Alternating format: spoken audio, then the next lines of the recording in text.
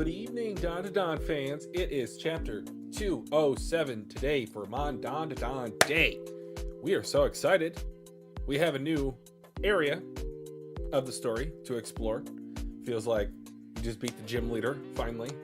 The smoke yokai, quite the problem. Raw. Hell nah, bruh. Yeah, get him out of here. Get him out of here, man. Bars. Good shit, Evil Eye, GG. Perfect. Evil Jinius. From the anime to the manga. Perfect.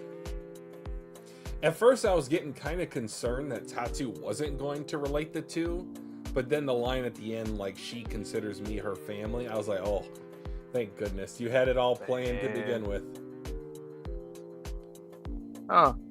Break next week, huh? Another one. Okay, get your rest, Tatsu.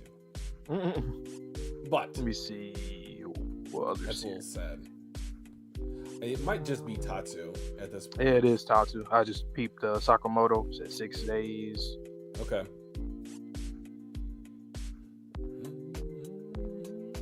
Here though, man, month is about to end. More content, more series. I'm gonna get to experience the end of My Hero. What?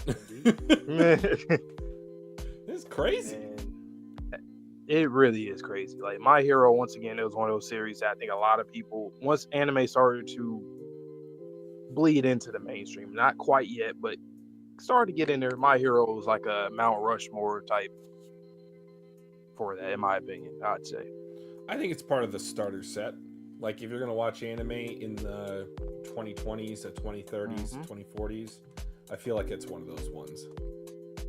Low key, it might be the perfect shonen one for people, especially for people out here in the West. You know, superhero stuff. They are familiar with it, but now a new take. So I think we've been primed a bit by Marvel to where it's not going to be as high of a hurdle to get into. Mm-hmm.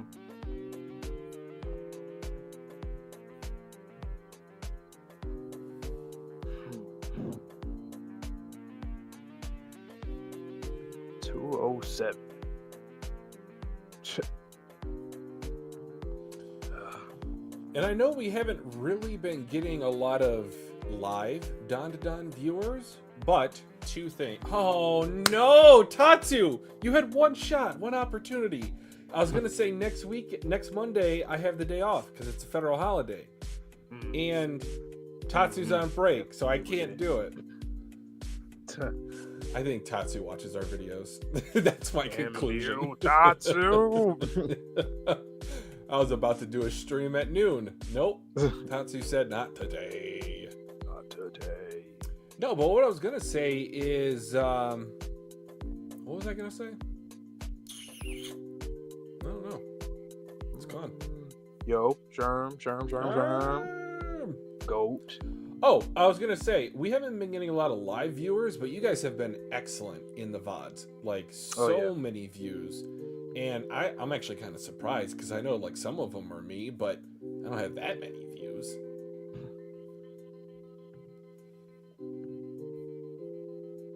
Or maybe it was a variant of you that, you know...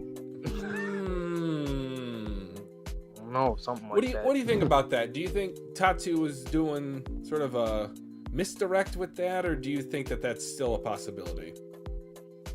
At this point, would you say that Enenra still kind of looks like Count Saint Germain? Yeah. Or is it just by design, the author just drawing, they just look similar? No, he looks like Count Saint Germain. Okay. That much so I that will answers, not that answers my that's my answer. Yes, the variant thing is still a thing.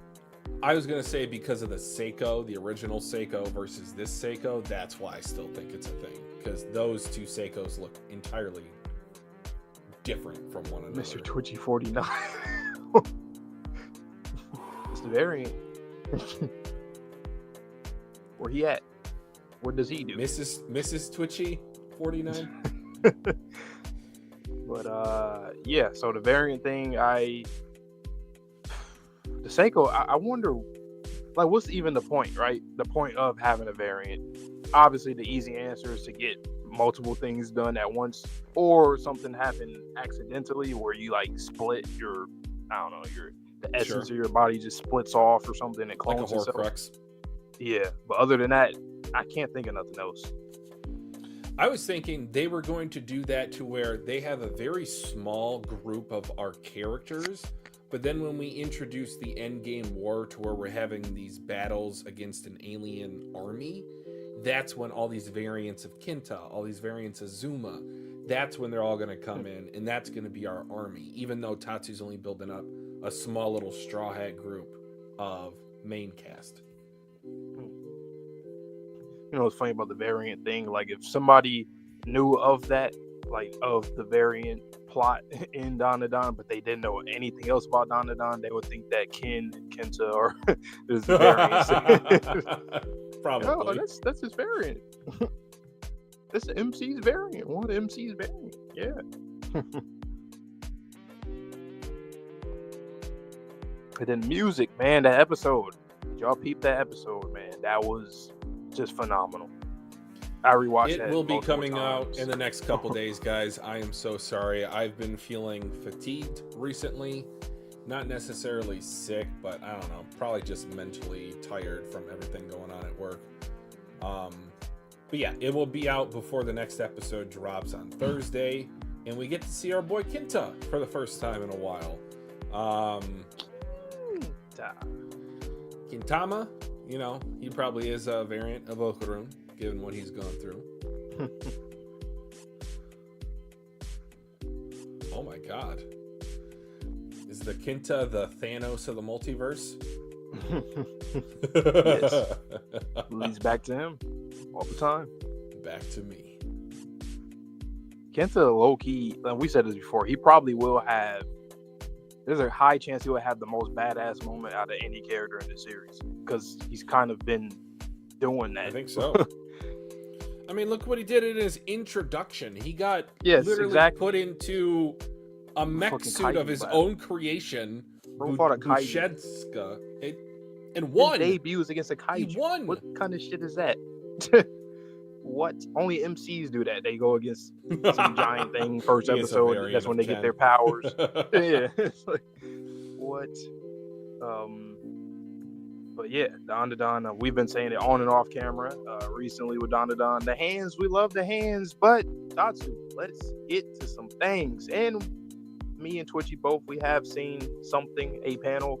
My eyes were blurred, but I've seen the character. I don't know the context or the mood of it, luckily. So that still stands, but I'm intrigued.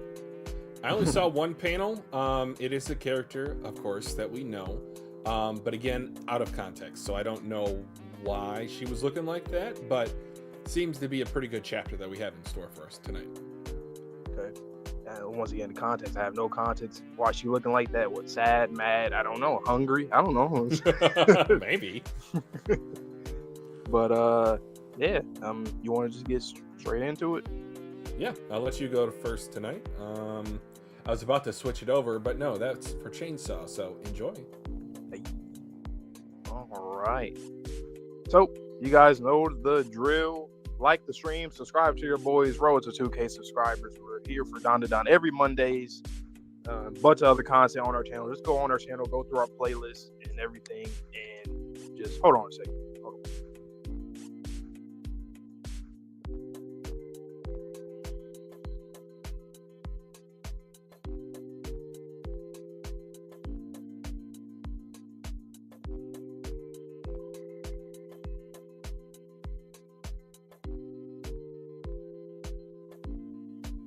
All right, I'm back. My cat was calling.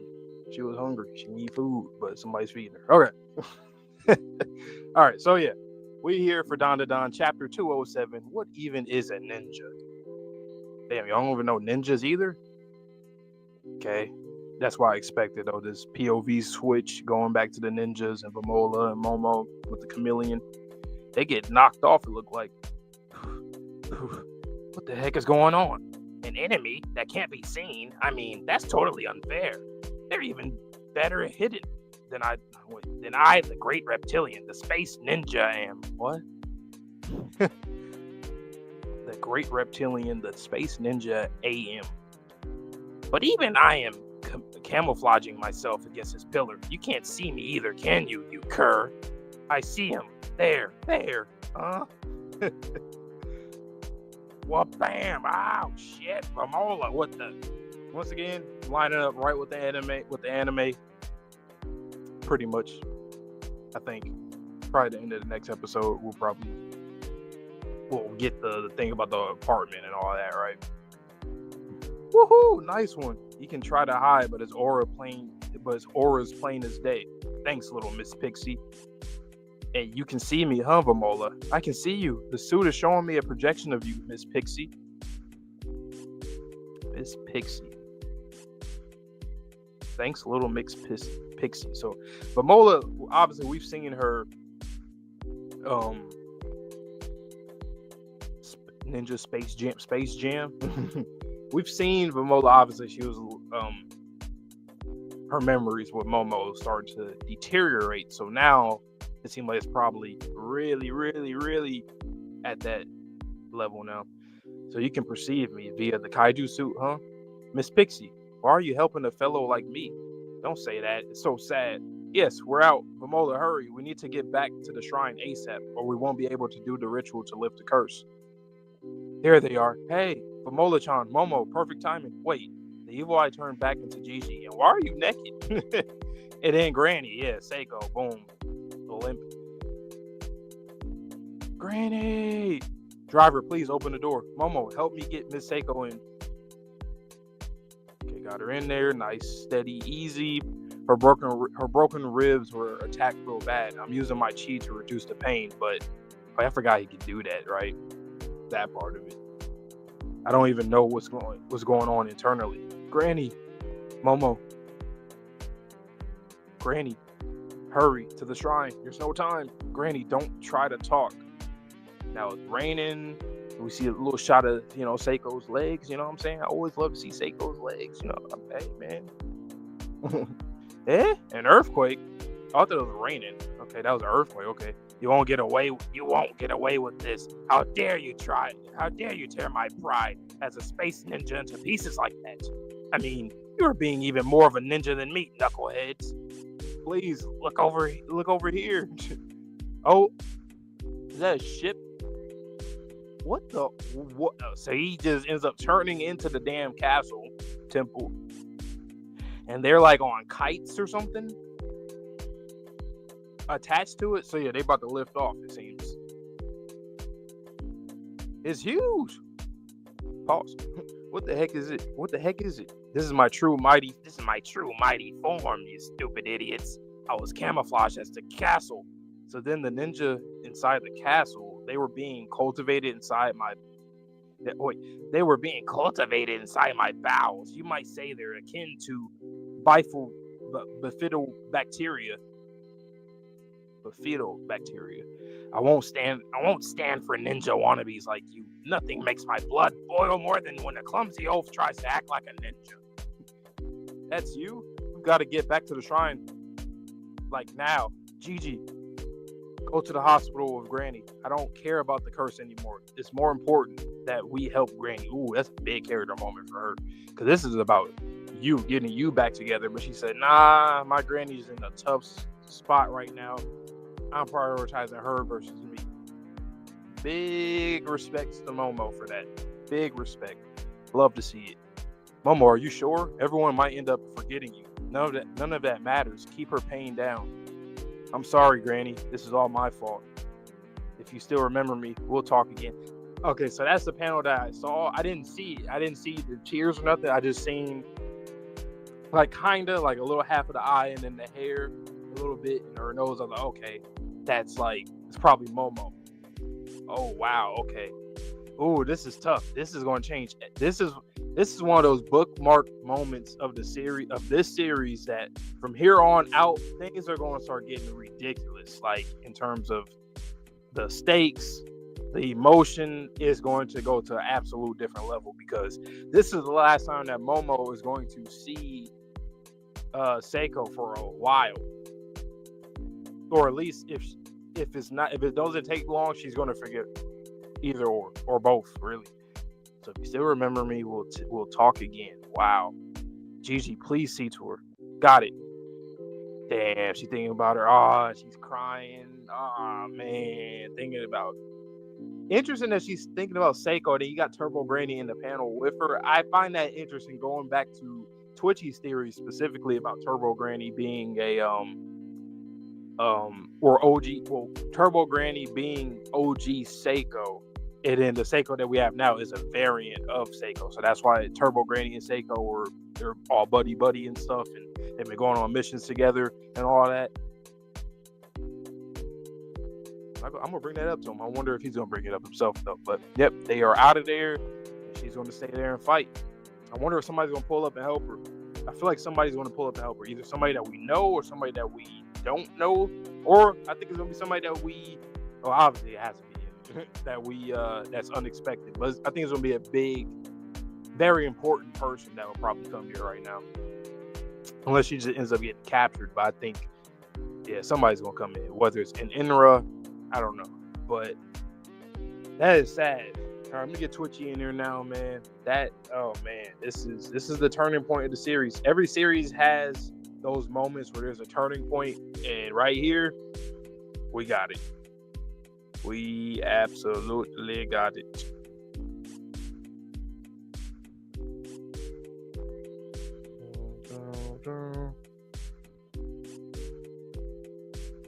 All right. Let's see. I'm trying to send an emoji. Your turn. Jesus Christ, this phone, man. Should have used. Okay.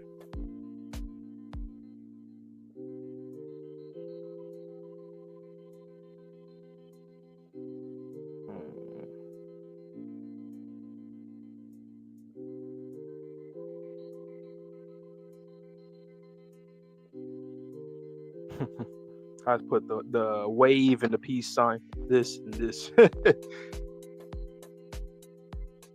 Sayonara. Ah, man.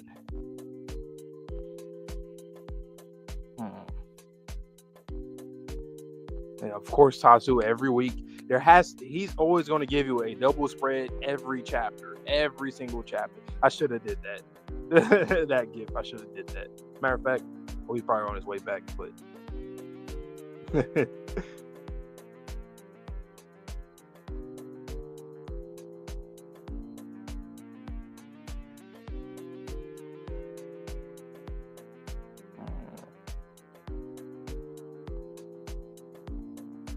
okay.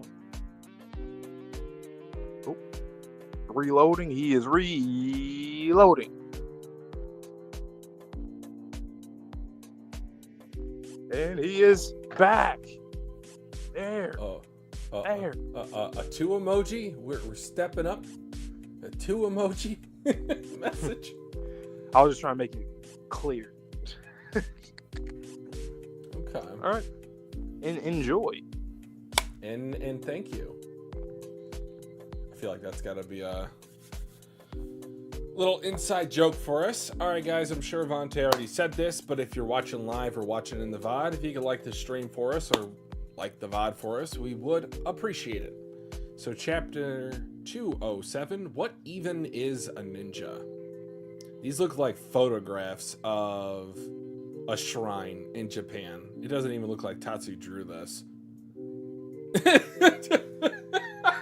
Wow! Wow! Wow! He's probably getting his ass beat by Momo. I can't see a thing! What the heck is going on?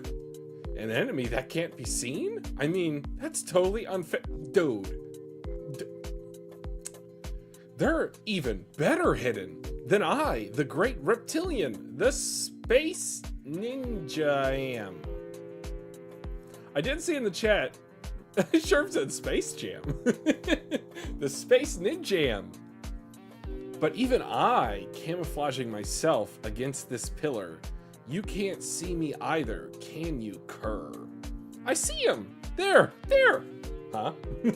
Nani? Oh my, Krakatoa! He just got bobbed! Oh my god, in the flat freaking facial impact.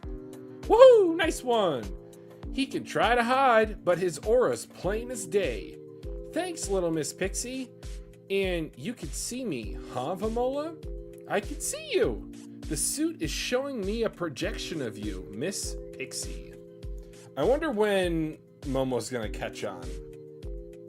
Like right now, Bertolt style, or no? So you can perceive me via the kaiju suit, huh? Miss Pixie, why are you helping a fellow like me? Don't say that, it's so sad. Yes, we're out. Vamola, hurry. Da da da da da.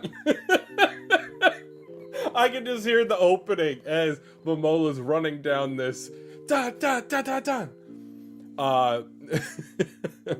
We need to get back to the shrine ASAP, or we won't be able to do the ritual to lift the curse. There they are. Hey, Vamola-chan, Momo, perfect timing.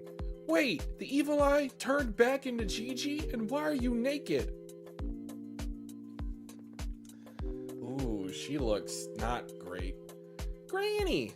Driver, please open the door. Momo, help me get Miss Seiko in.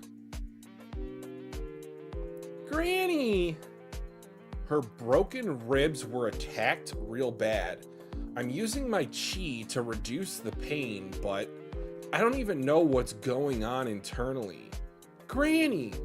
Momo, Granny!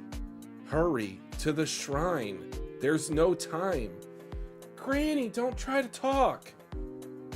A torrential downpour. Eh? An earthquake? Boom! You won't get away with this. How dare you tear my pride as a space ninja into pieces like that? I mean, you were being even more of a ninja than me, knuckleheads. Please, look, over there.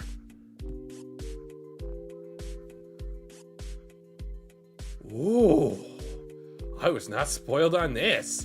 This is so cool. They have they're kind of like parachutes, but I think they're technically called kites for all of the ninjas around.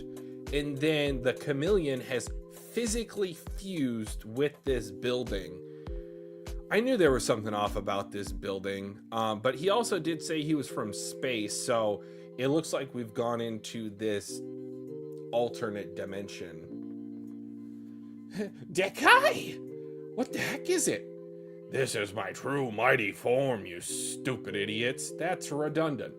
I was camouflaged as the castle. So then, the ninja inside the castle, they were being cultivated inside my bowels. You might say they're akin to bifidobacteria. Hold on, I'm trying to make fun of this, but like, we're just talking about gut bacteria all of a sudden? What an interesting development. Yeah, I feel like Count Saint Germain, he's got to be related directly to Enenra. I won't stand for ninja wannabes like you. Nothing makes my blood boil more than when a clumsy oaf tries to act like a ninja. That's you! We've got to get back to the shrine, like now. Gigi. Go to the hospital with Granny. I don't care about the curse anymore. It's more important that we help Granny. Momo, are you sure? And he's got like a spirit aura around him. Everyone might end up forgetting you. None of that matters. Keep her pain down. I'm sorry, Granny. This is all my fault. And this is the shot that I saw, but I did not see the dialogue. If you still remember me, we'll talk again. That is so sad. Gigi, please see to her. Wagata. Oh my, and Gigi and the taxi driver just driving off as Momo and Vamola team up against the castle. I like this. I also feel like, and guys, I am allowed to criticize because I love this so much. I also feel like this is somewhat of, I'm not going to say an ass pull, but this is somewhat of a shonen kind of cliche in which the consequences happen because of an enemy. Like, this isn't necessary. They could have just ran away from the castle or had Gigi. Like, you're telling me the taxi driver can't go with Turbo Granny? Or, oh my god, I even saw Turbo Granny. I got so excited. He can't go with, or no, he can't stay behind while Seiko goes with the taxi driver to the hospital? I mean, in my opinion, I think he absolutely needs to be there. Because she has a target on her back. Seiko. You know, like, she already got ran up on before in that restaurant or the cafe, and then, like, yeah, I wouldn't trust it. And we're going to get more interactions, more new interactions in different areas now, because now everybody's getting split up. You already know that, yes. But I was going to say, you already know this essentially seals the deal for Zuma coming back and oh yeah, true, Sherm. Yeah. Okay, that makes sense, Sherm. So, you know, your theory specifically about OG Seiko turning into Turbo Granny. That panel, the last page, right? Like, just the fact that it was Seiko and Turbo Granny in it at the same time. I feel like that's like, why would Tatsu need to draw Turbo Granny there too? You know, like, it could have just been Seiko and that's it, because that's what it's about, her and her granny. If you look really closely, you can see the TV in the corner. I bet you they're watching that television show that Seiko loves. Mm-hmm. I just find that very Tatsu. We know what you are, man. Like, there's no, like, you did not like. Need Why to is that the memory that Momo remembers? Exactly. Like, of all the things, she could have remembered when Seiko hugged her from behind before she went off to go fight Turbo Granny. Yes. Like, why the both of them laughing? And then the next panel after Momo wipes her tears, it's Seiko looking at her with a sort of puzzled or almost like a blank expression. Yes, maybe that too. Oh, your theory might be, you know, like, it's alive, or some kind of connection. There is a more of a connection with maybe like the soul of Seiko got split, like your Horcrux theory.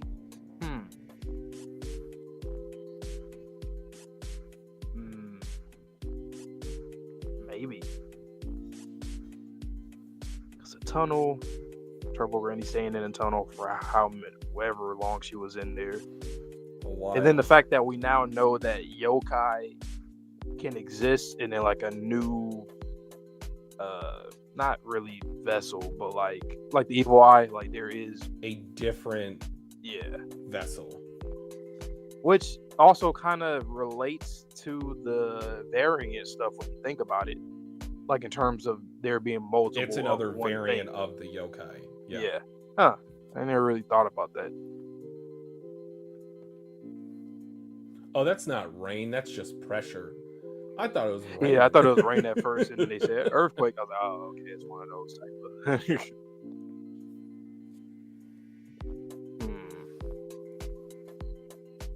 We needed this chapter, though. This is a bookmark chapter. That's why I said this is a bookmark, because from here on out, things are going to change. Well, it's one of those moments, and I even kind of commented on it at the end, but this is a decision that Momo will have to live with. Whatever the consequences are, she is going to say, hey, I made this decision for someone else. If I end up being forgotten, so be it. And then if this is how Okaroon and Gigi are the only two in her friend group to remember her. Okay, but let's circle back a bit, because you said it and then I cut you off. Let's talk about the bacteria in the stomach of the Chameleon Yokai and how these ninja seemingly look human, but he refers to them as bacteria.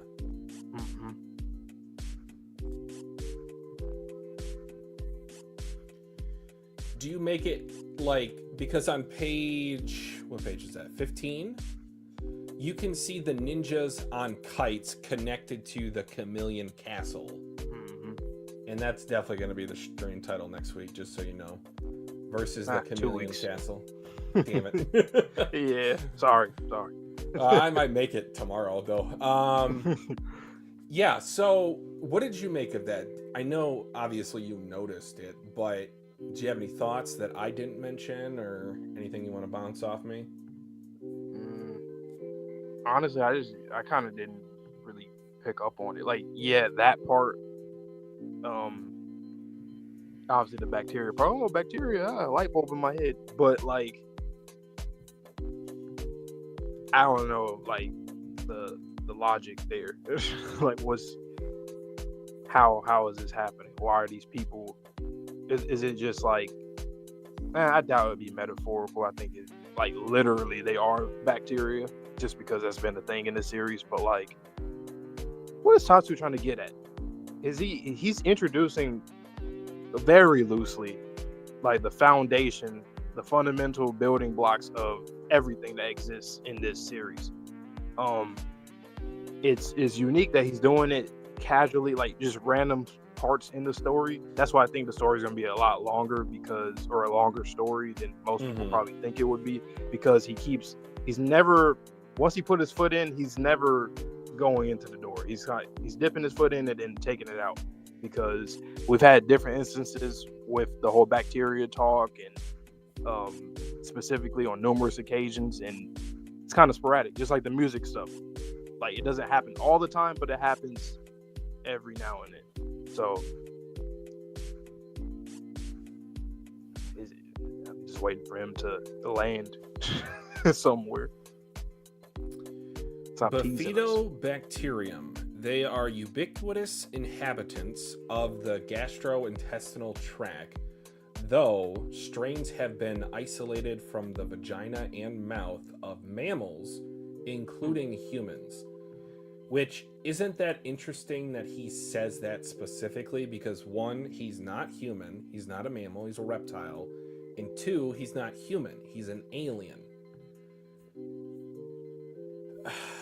This is so interesting. I feel like this is one of those type of chapters that I have homework. And I love when Tatsu gives me homework. Yeah, because especially with break. It feels like a real break.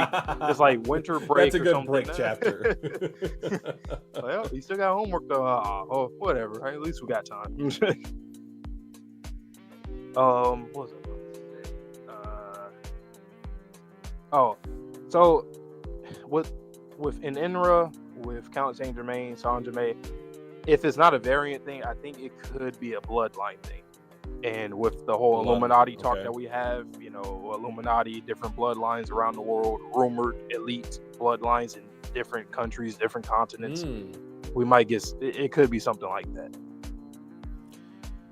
I saw the house a theory. Of Germain, the house of Germain. I like that. That's actually kind of raw now that I think about it. I saw a theory in one of Laz's either videos or comments on one of his streams.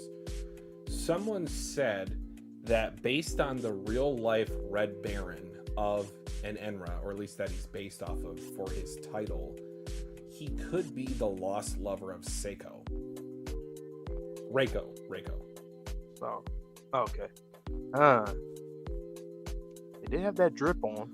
It was that, yeah. He kind of dapper, just like Count Saint Germain. And then you think about it, did he go off to war to bomb other countries, and then that's what ended up killing his lover? So if he came back, like, what would that do to his mental? Think about both of their powers too: smoke and then mirror reflection. Yeah. Like, you can't see smoke and mirrors, visible. Smoke and mirrors. That is one hell of a shipping. Tatsu, I know what you are if this is what you're doing. Smoke and Mirrors is probably one of the coolest shipping names I can think of. And the thing about that too is that, like, we know she's going to find somebody. Like, I'm going to find me a man. She's looking for a man. And what other right now? Yokai. Yeah. What other person right now that would fit the bill with that? He's like the perfect person right now that we can think of. It didn't go into what you said. If he is him, if he is or not, I still think he's a good candidate for that. And he's like a pretty boy, you know? Mm-hmm. I feel like with her and her dainty, you know, I'm not going to call it a regular form, but her like human form, it looks very much like a prince and a princess type of deal. And she's Japanese, right? Yeah, well, obviously Japanese. He has very, you know, Asian Oriental type of attire.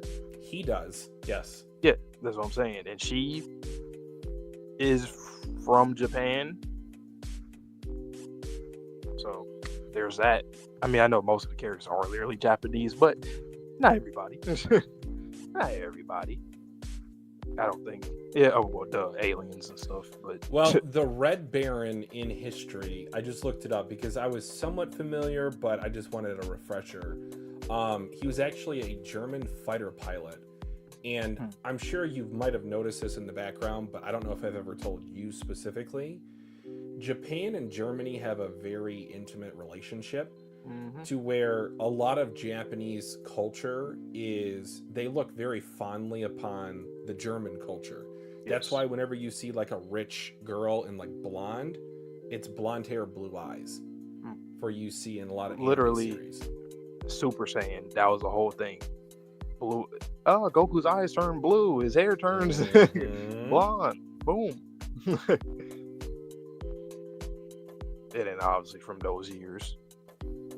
If you know, you know. Of course, everybody knows. If you don't know, I don't know what you're doing in school. Not paying attention. Paying attention to manga more than school, which, you know, I don't hate it, but hey, pay attention to school too, kid. Yeah, you with the red shirt on. Yes, I'm talking to you. Me? Red shirt? Me? How did you know? I know what you are, viewer. I know what you are, viewer. Uh-oh. Shout out to Momo, though.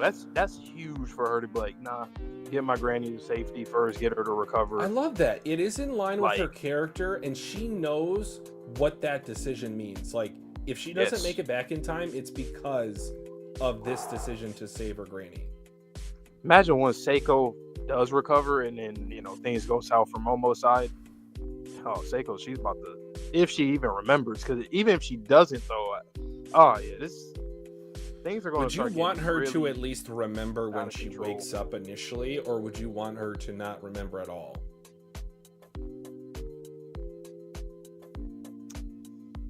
Since, you know, that whole waking up motif or just that, like, I can see her not remembering her.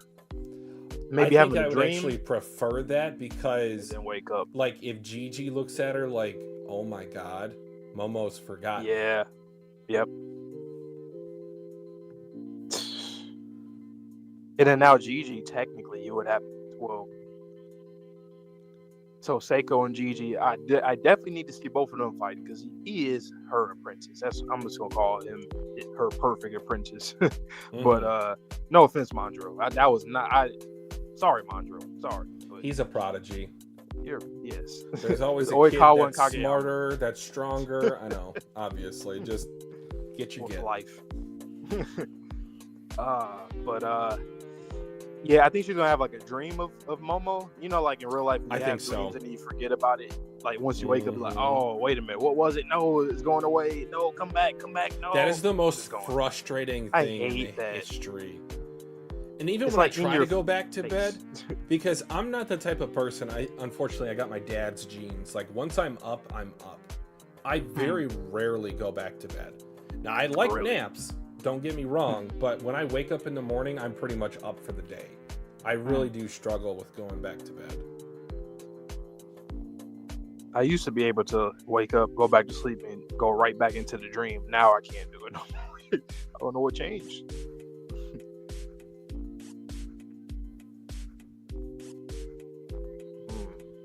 Yeah, this is definitely a landmark chapter. When we go back and look at this in retrospect at the end of the arc and 200 chapters, we're going to be like, this was the moment. Everything is breaking apart. Like, I don't know if all the characters will end up being in the same place in a minute. It might be like another arc until they reunite. Well, you know what's kind of funny about that is a lot of people were saying before this arc started that they wanted Zuma to transfer into this school because he is of a high school age. But what might actually end up occurring is that everyone goes their separate ways because Momo was the glue that kept people together. Like, how is Kinta going to fit into the group dynamic if he doesn't see the relationship of Okarun and Momo? How does Vamola fit in with the group if her closest friend was Momo? Ira kind of looked at her a little funny. Koki, I mean, she has Ira, of course, but I mean, I feel like that's a side friendship. Yeah. And all everybody's the gonna growth be and development with Ira, like, where does her character go if she forgets Momo? Does she forget Momo? It's gonna be like duos. You got Kenta and Okarun, Ira and Koki, and Rin probably, or Rin interchangeable with those two groups. Zuma Something else I thought about slash Daiki is, so I said this before. I think this is going to happen. Turbo Granny will, like. So do you think Momo's still going to be like physically lost? Like she's going to get captured or something, or away from everybody? I don't think so. You think she's going to be safe with Vamola? They're going to get out of here and then try to. So they made it a point in this chapter specifically to say the suit was able to locate and communicate Momo's location to Vamola. I can see you. The suit is showing me a projection of you. Until she can't. Because she is still somewhat here. If she is disappeared out of everyone's memories but just a few people, does the suit still recognize? Granny. I feel like that's where it's going to come in. To where Momo's going to be like, no one remembers me. But and the Turbo revelation. Granny, or there's going to be a hint to it. Something. I'm your grandma. I want him to do a hint. That would be funny. You still have your grandma or something. You still have your granny. Yeah, that's what that's what you should say. You still have your granny. Because I'm just still looking at that last page. Even what you brought up with like that blank face of her, it just seems unfamiliar. Completely. What's up? Pages 8 and 9. I don't know why I never thought of that before. She calls Seiko Granny. Not grandma, not grandmother. Oh, could that have been subtle? Granny. Yeah, could that have been subtle foreshadowing? Huh. Oh, what? Nah. Right? Because Turbo Granny already had. I was about to say, like, what if Seiko also, like, OG Seiko also, I know, because they gave, like, I guess people gave Turbo Granny that name, but I know what you're saying in terms of, like, just Tatsu in general writing. I was about to say if Turbo Granny with that name, she put that so that Momo can remember her if she ran into her. But no, it's just. I just thought of something as well while I was taking a drink. What if Momo will remember who Turbo Granny is because this Seiko forgot Momo? What if that's a key to unlocking some sort of memory? Probably. Or man, damn it, Tatsu. If it's not like the variant thing, he might just use Turbo Granny as an instrument for that. The memories or something. Whatever. When Seiko first put her into the cat statue, like something of that. I don't know. Where the hell is Turbo Granny? Like, the funny thing is, if we're saying this right, if Turbo Granny will meet Momo, there's two things I can see happening. We were saying that Momo might go to like another dimension or something, or like a different world. What if Turbo Granny's just there? So she meets Turbo Granny in that world, void, whatever it is, and she's like, the hell are you doing here? She's like, oh, I'm like doing whatever she's doing, right? Or she's going to go there and then she's going to get warped out of there, and then Turbo Granny's just going to meet her at like a gate or portal or something like that. So do you think Turbo Granny is off-world? I think so. She could be. Because remember, when she saw Count Saint Germain through the Serpoian memory chip, that was him leading the Cur on a different planet. That was not on this planet. Yes. So, if Turbo Granny recognized that planet from her history or just from talking to Seiko or from other aliens, who's to say that she didn't hop in one of those transportation areas and hopped off planet as soon as she got her powers back? Tatsu, I swear to God, I know what you are, dude. And we've said this before too, a long time ago, especially with the Sumerian stuff and all that. I think, what if, like, if technology of Earth, like back years ago, and I don't know how many years, but years ago, it was more advanced, like how the aliens Thousands. are now. Yeah. But we lost that because we traded it with the power of like yokai and all the karma, that kind of stuff. So they pretty much said, yeah, we're going to get rid of the technology. We're going to go straight for this.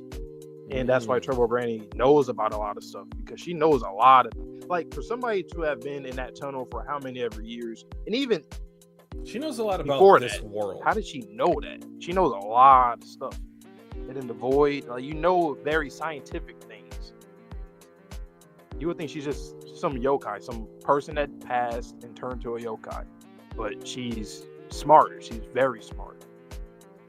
I think the kicker for me, when I really started to zero in on Turbo Granny's, let's just call it spiritual background knowledge, is when she started talking about the Umbrella Boy or the Umbrella Yokai. That is two entirely separate areas. Like, you would have had no interaction with the Umbrella Yokai while you were the Turbo Granny spirit in that depressing, dark tunnel. How do you know about him? Ooh. Unless she's like on some higher dimensional shit where she can see every yokai, past and present, future, all at once. Or like know all at once. I mentioned this a while back, but when I started thinking about how Turbo Granny might be a variant, if she is a variant indeed of Seiko, that would lead me to believe she had to have spiritual knowledge as a priestess. Mm-hmm. Yeah. So she would have had to known about the heavy hitters in the area just to protect her maybe son, maybe daughter, and granddaughter.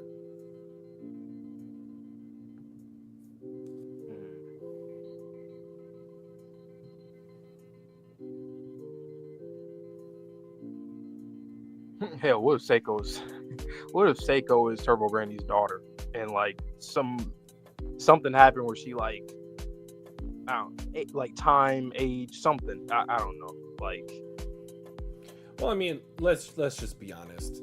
Not Turbo Granny. God damn, I keep getting them confused with one another. Turbo Seiko knows. Turbo Seiko. She fast. Seiko looks more like Momo's mom than her grandmother. If you had to say, like, what is her relation to Momo? If you didn't know the story, you would probably say mom or auntie. Aunt. No, not grandmother. Ain't no way.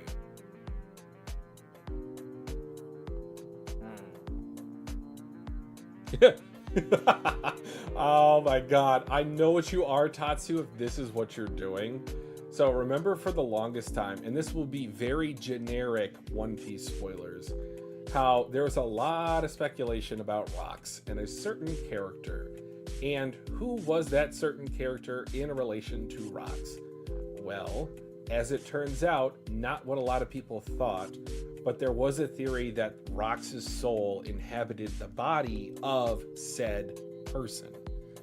So, what if this is a reverse situation to where the soul of Seiko's, like OG Seiko's daughter is in her body, and then her soul had to go to Turbo Granny. OG Seiko's daughter inhabited her body. Maybe let's just say she was sickly, she was dying. there was a way to transfer a soul from one vessel to another vessel, but there can't be two souls in one vessel. So that soul got kicked out, and that became Turbo Granny. I feel like their situation, if they are the same person or variants that they don't know, but they learned it off screen, like how we've been saying, they had a Why do you moment think where they they always learned team about up it. with one another? They're always hanging out, Because doing missions together. TV, and then the whole gods of the land stuff, like what you just said a minute ago, like if Turbo Granny also was like a priestess or like a spirit medium back in the day or something, then there's that. God, that last page is just so weird. Like, once again, like Tatsu is trying to tell us something by even drawing Turbo Granny there. All the things that we just said, it has to be something. All the like memories. That. It could be that. And you chose that one. Because, like you said earlier, he easily could have showed the one where she hugs her. That's like probably what he thought. That's the most That's what intimate moment we've seen. He said, "No, I'm gonna put this one," and he thinks people won't pick up on this. He thinks, it's just Seiko having a good time. Seeing her laugh, seeing her best moments or whatever. But like, no, she doesn't have to think about her at her like happiest moments. No, she can just think about her face, like in the panel after that. So.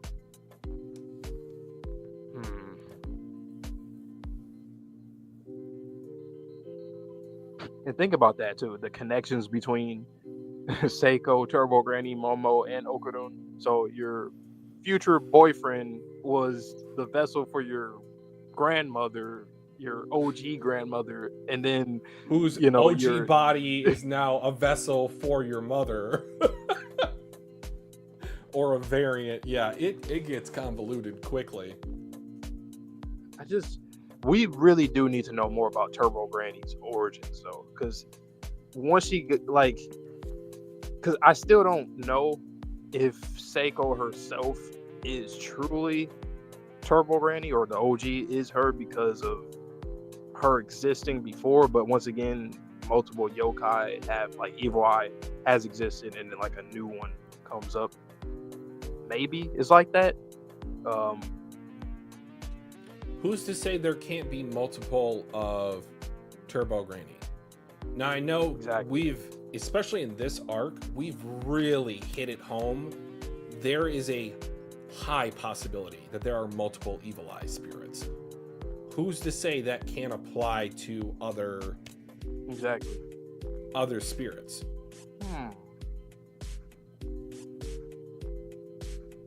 Or do you think she did something where she was running so fast that she split off? She like entered a barrier or something, and then her soul split, going so damn fast. I mean, something like that could.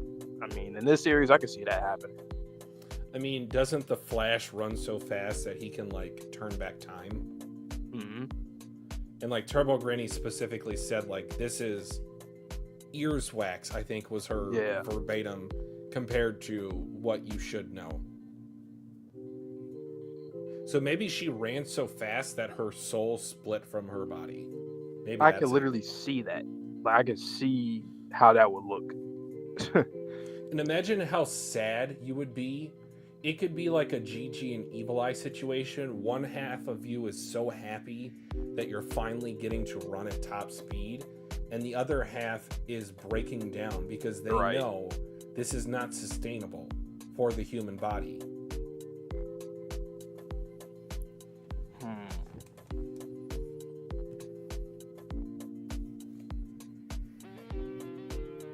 So the one thing we can absolutely say is that OG Seiko is not OG Seiko is not. They're not the same characters. They're not. I feel like that is all but confirmed. Now, whether we ever find out what happens, whether that OG Seiko is in the current story, that's up for speculation. But I feel like it's a outright confirmation at this point. They are not the same. A body type, but even if people say, "Oh, it's just the clothing," but think about us not seeing their face completely, like bottom half. They showed her the next chapter. Like what? Yeah, that Tatsu. We're on your ass, dude. We know. It's okay. Just don't be like Oda, but oh my god, I hate that you guys figured things out. I hate this. How dare you theorize about don't my do that. theorizing mystery series? That's where you gotta separate yourself from your goat, Tatsu. And it's funny we're saying this. He could probably not even like Oda. Who knows? Imagine. Oh my. We're just like pissing him off each time that he watches one of these streams. He's like, I'm not like Oda. I'm better than Oda. Better than Oda. I kill my characters. Syndrome from Incredibles. The meme, him looking up at him. Tears down the poster. Test. It got busy. Seiko. And like, she literally could be her mom, like for real, for real. Seiko could be Momo's mom, and it was just a lie for whatever reason. They had to lie. She had to lie. But what do you think the reason would be? It could be one of a couple things, but let me sneeze first. Give me 1 sec. Okay. Bless you. Bless you again. You see this twice. I don't know. You probably did. It's probably just once. I didn't actually sneeze. It was a false alarm. Oh. It was Enenra at work, I'm sure. No, but I think one of two things is likely. First, maybe this is Occam's razor, maybe it's not. It might be a consequence of Momo getting her power. Okay. There might be some memory manipulation, or like you broke the promise. If you break the promise, your memory gets wiped, something like that.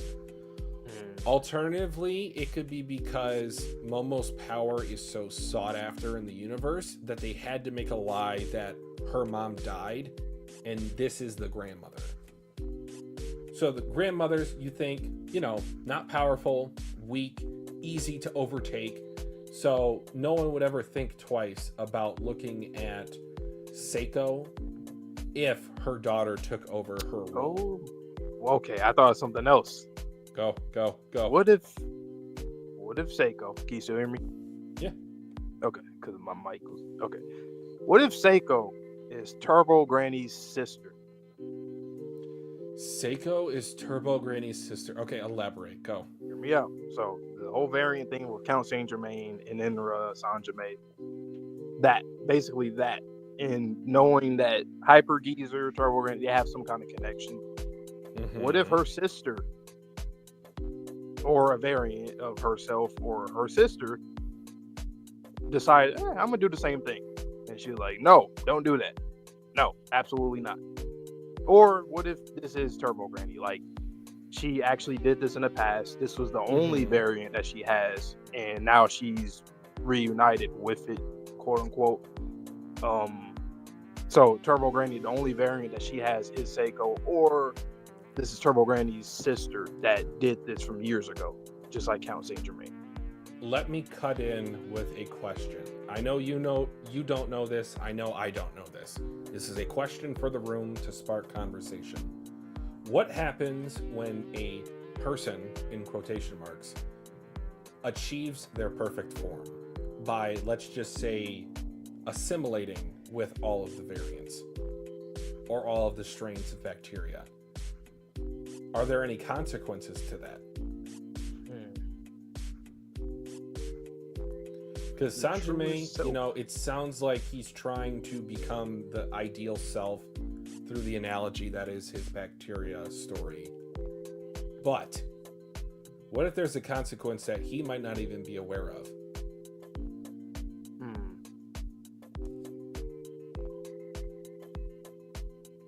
Probably. It seems like it's getting to that. It's going to get to that point because he don't know.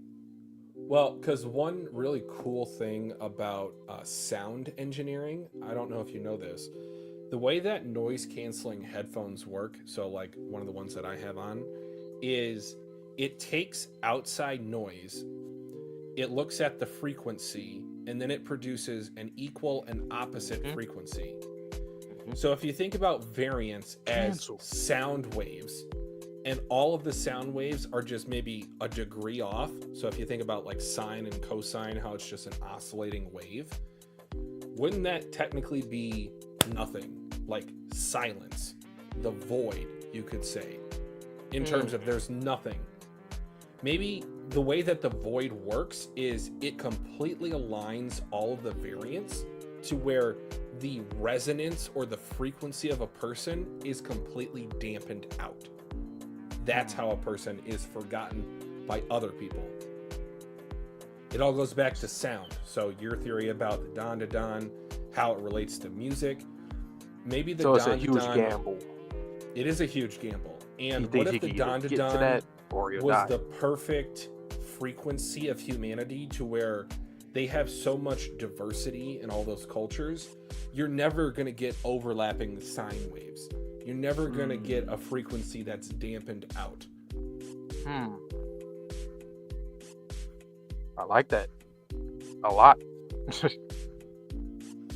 I had to break out my science hat because Tatsu did it the last couple chapters. Or what if it was like a forcible variant with Turbo Granny back in the day? What if they forcibly created a variant from her and she knew about it, and then obviously Seiko, new Seiko, is just out doing her own thing for all these years, and she finally reunited with her now, not knowing, but like, wait, and then probably off screen she finds out. It's like Hancock, to where they're always bound to get together. The fact that they, I mean, it's not a coincidence. I mean, it could just be a coincidence, but even the fact that they like really love that show that they're watching, that could be a sign just to show they are the same person, or they, you know, a relation there. What else do you think overlap between those two?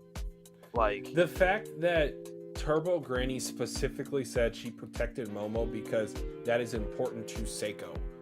That line of dialogue has always stuck out like a sore thumb. Like, do you mean yourself, Seiko? Do you mean that Seiko? Do you mean the group that is Seiko? The group of variants? Oh, wow. When you think about it too, right? She probably, like, obviously probably detested and just hated all those experiments back in the day, to the point where she probably also hated Seiko because, you know, you're a variant of me. I did not want this. They did this by force or whatever happened. And then the fact that now Seiko pretty much saved her life, allowed her to keep on living. So now she's like, oh, wow, I hated you because of what you were. Now I love you. Like, that's a whole story arc between that those would two align alone with the traditionalism that we surmise about OG Seiko versus the new age progressivism of this Seiko, to where she's more like friends with her granddaughter as opposed to being grandmotherly like the original Seiko was being.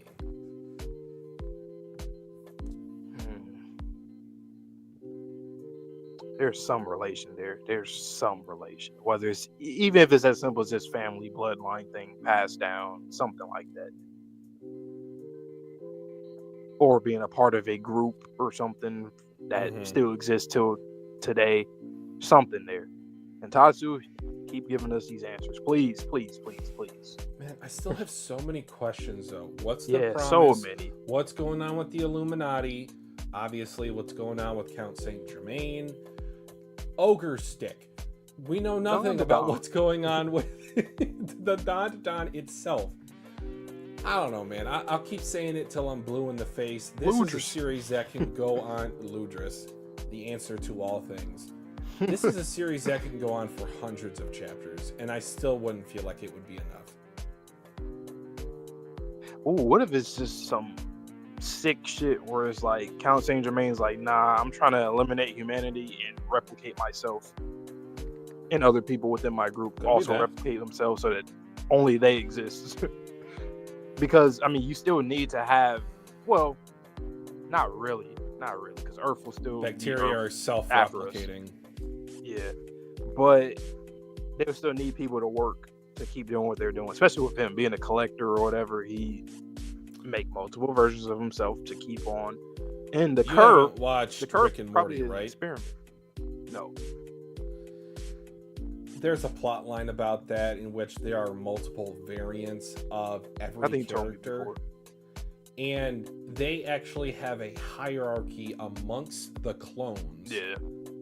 To where they have the worker bees, they have the citadel, they have, you know, the influencers, wow. they have...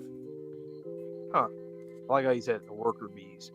Is Count Saint Germain trying to think more like an insect in terms of like how they operate, like ants, bees, like a hive, a army of the same coming from one, you know, the queen. The queen births everybody, and like how they replicate, they're all pretty much the same. You know, their DNA is their bloodline is specifically always the same. Who would be the never queen? changing. Would be my question. Well, I think the queen. I think it is like Count Saint Germain. Like, I'm not saying that it's a woman, but it's just the idea of it being the OG is the originator. What if it's Momo or whatever's in Momo? Yeah, Momo. That's another thing too. It's like we know that Momo's power is something godly. We just have no clue to what extent. It could be alien based, Earth based, higher dimensional based. It could be all of the above. It could be an experiment. Like we could have be no the Dandadan. The Dandadan was in you all along. It was the friends we made along the way. Like this series really, like this chapter right here. It reignited my passion. I'm just gonna be honest. Yeah. Everything is going to change. Like her saying that if you still remember me, we'll talk again. Like that alone, just God, that is such a red very flag. telling. Yep. And then it's gonna be Turbo Granny. It's gonna be Turbo Granny. That's gonna be the Yo, Turd Nugget. Just when everyone thought, you know that like Kermit meme, or like I think it turned into Jimbei, like shining in the distance. Oh. Like, that's gonna be Turbo Granny. What's up, Turd Nuggets?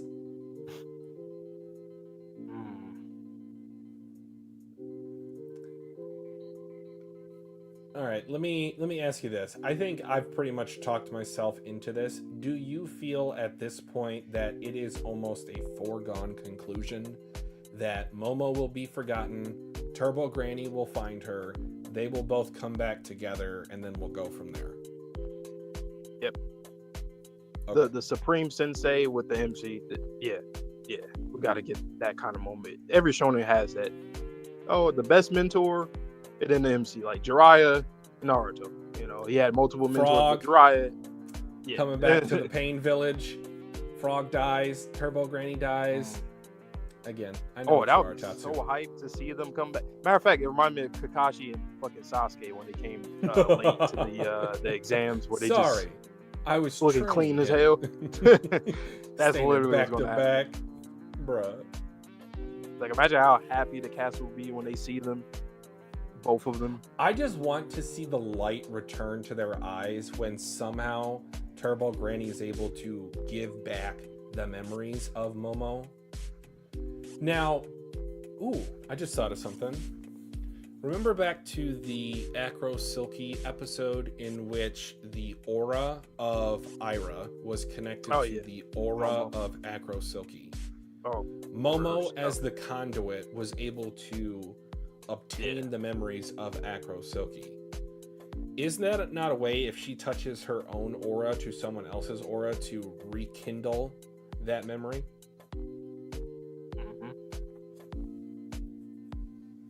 Let's do it. But she hasn't had to do that because everyone still remembers her now. But when everyone forgets her, she's not going to need to do that.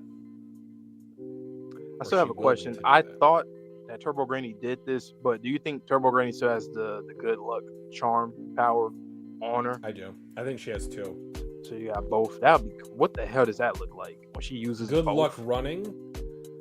Good luck running? Oh wow.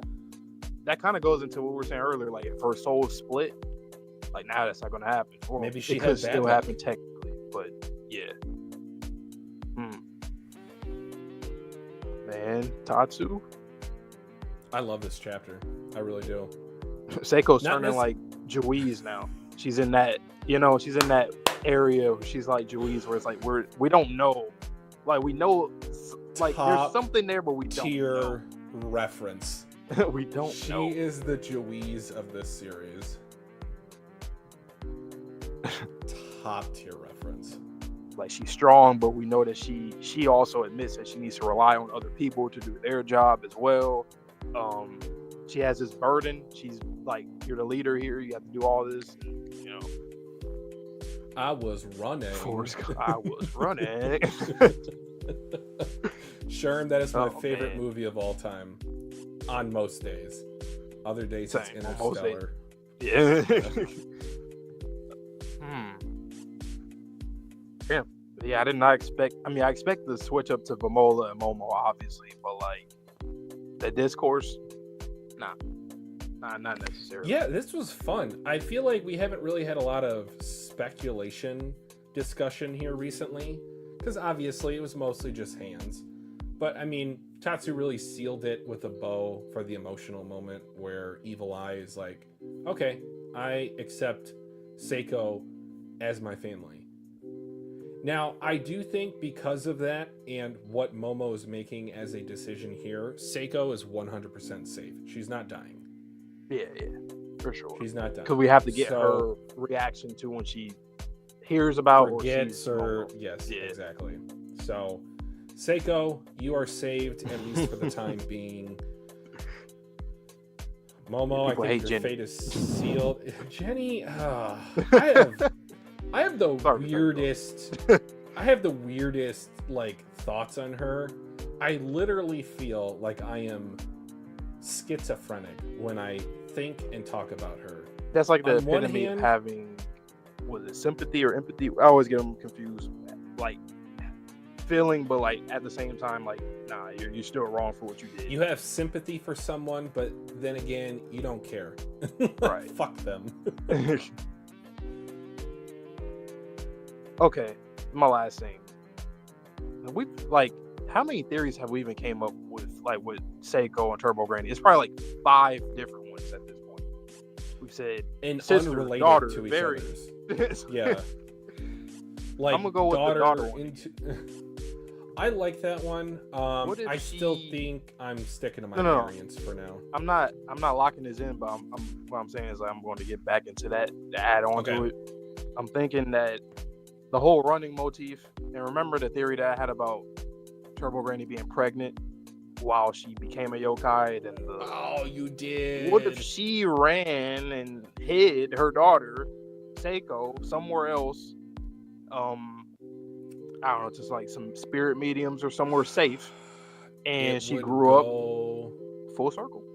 Into my thought about how Turbo Granny might have been SA'd and why she did what she did in the tunnel, but maybe she wanted to keep the baby, or maybe she didn't want to keep the baby. Either way, she died before she could make a decision, and then that baby either lived or died. I can just imagine some sort of Mother Mary type of, like, from the womb of Seiko or Turbo Granny, like that's where Seiko's born. And it could have been experiments or assault, both. And we saw literally chapter 1 with the Serpoians.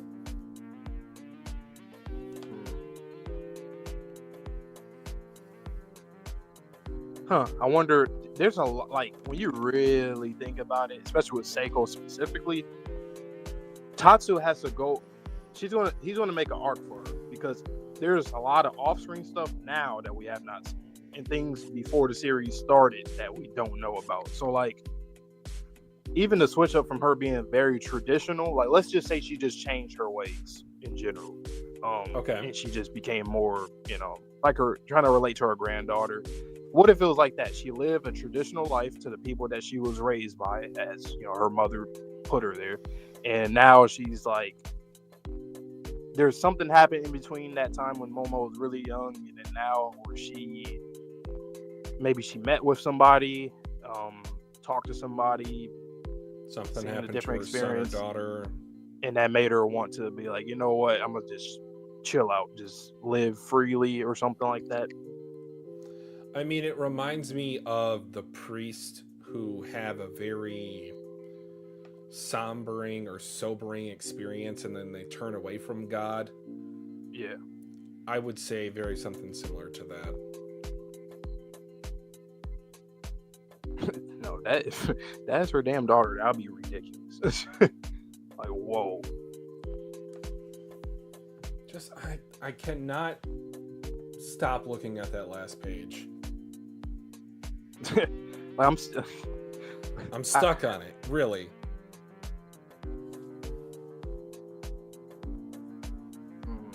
I'm sorry, Granny. This is all my fault.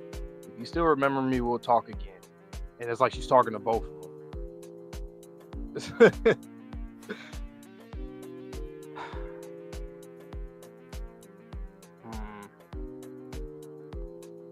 Just to what? Hold on. Cook, man, cook.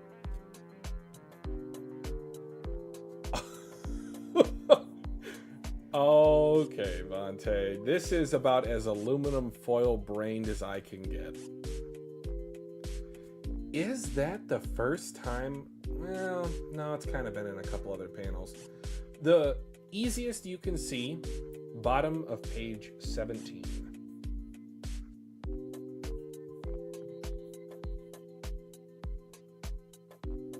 With the backdrop with the white and the debris.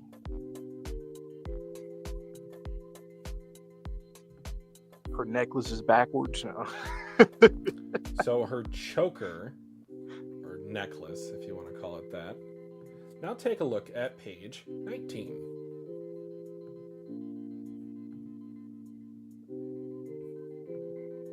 And it's still the same way? 19. Yeah, her necklace, right? Or her choker. You can't see it on 19. 19. The last page.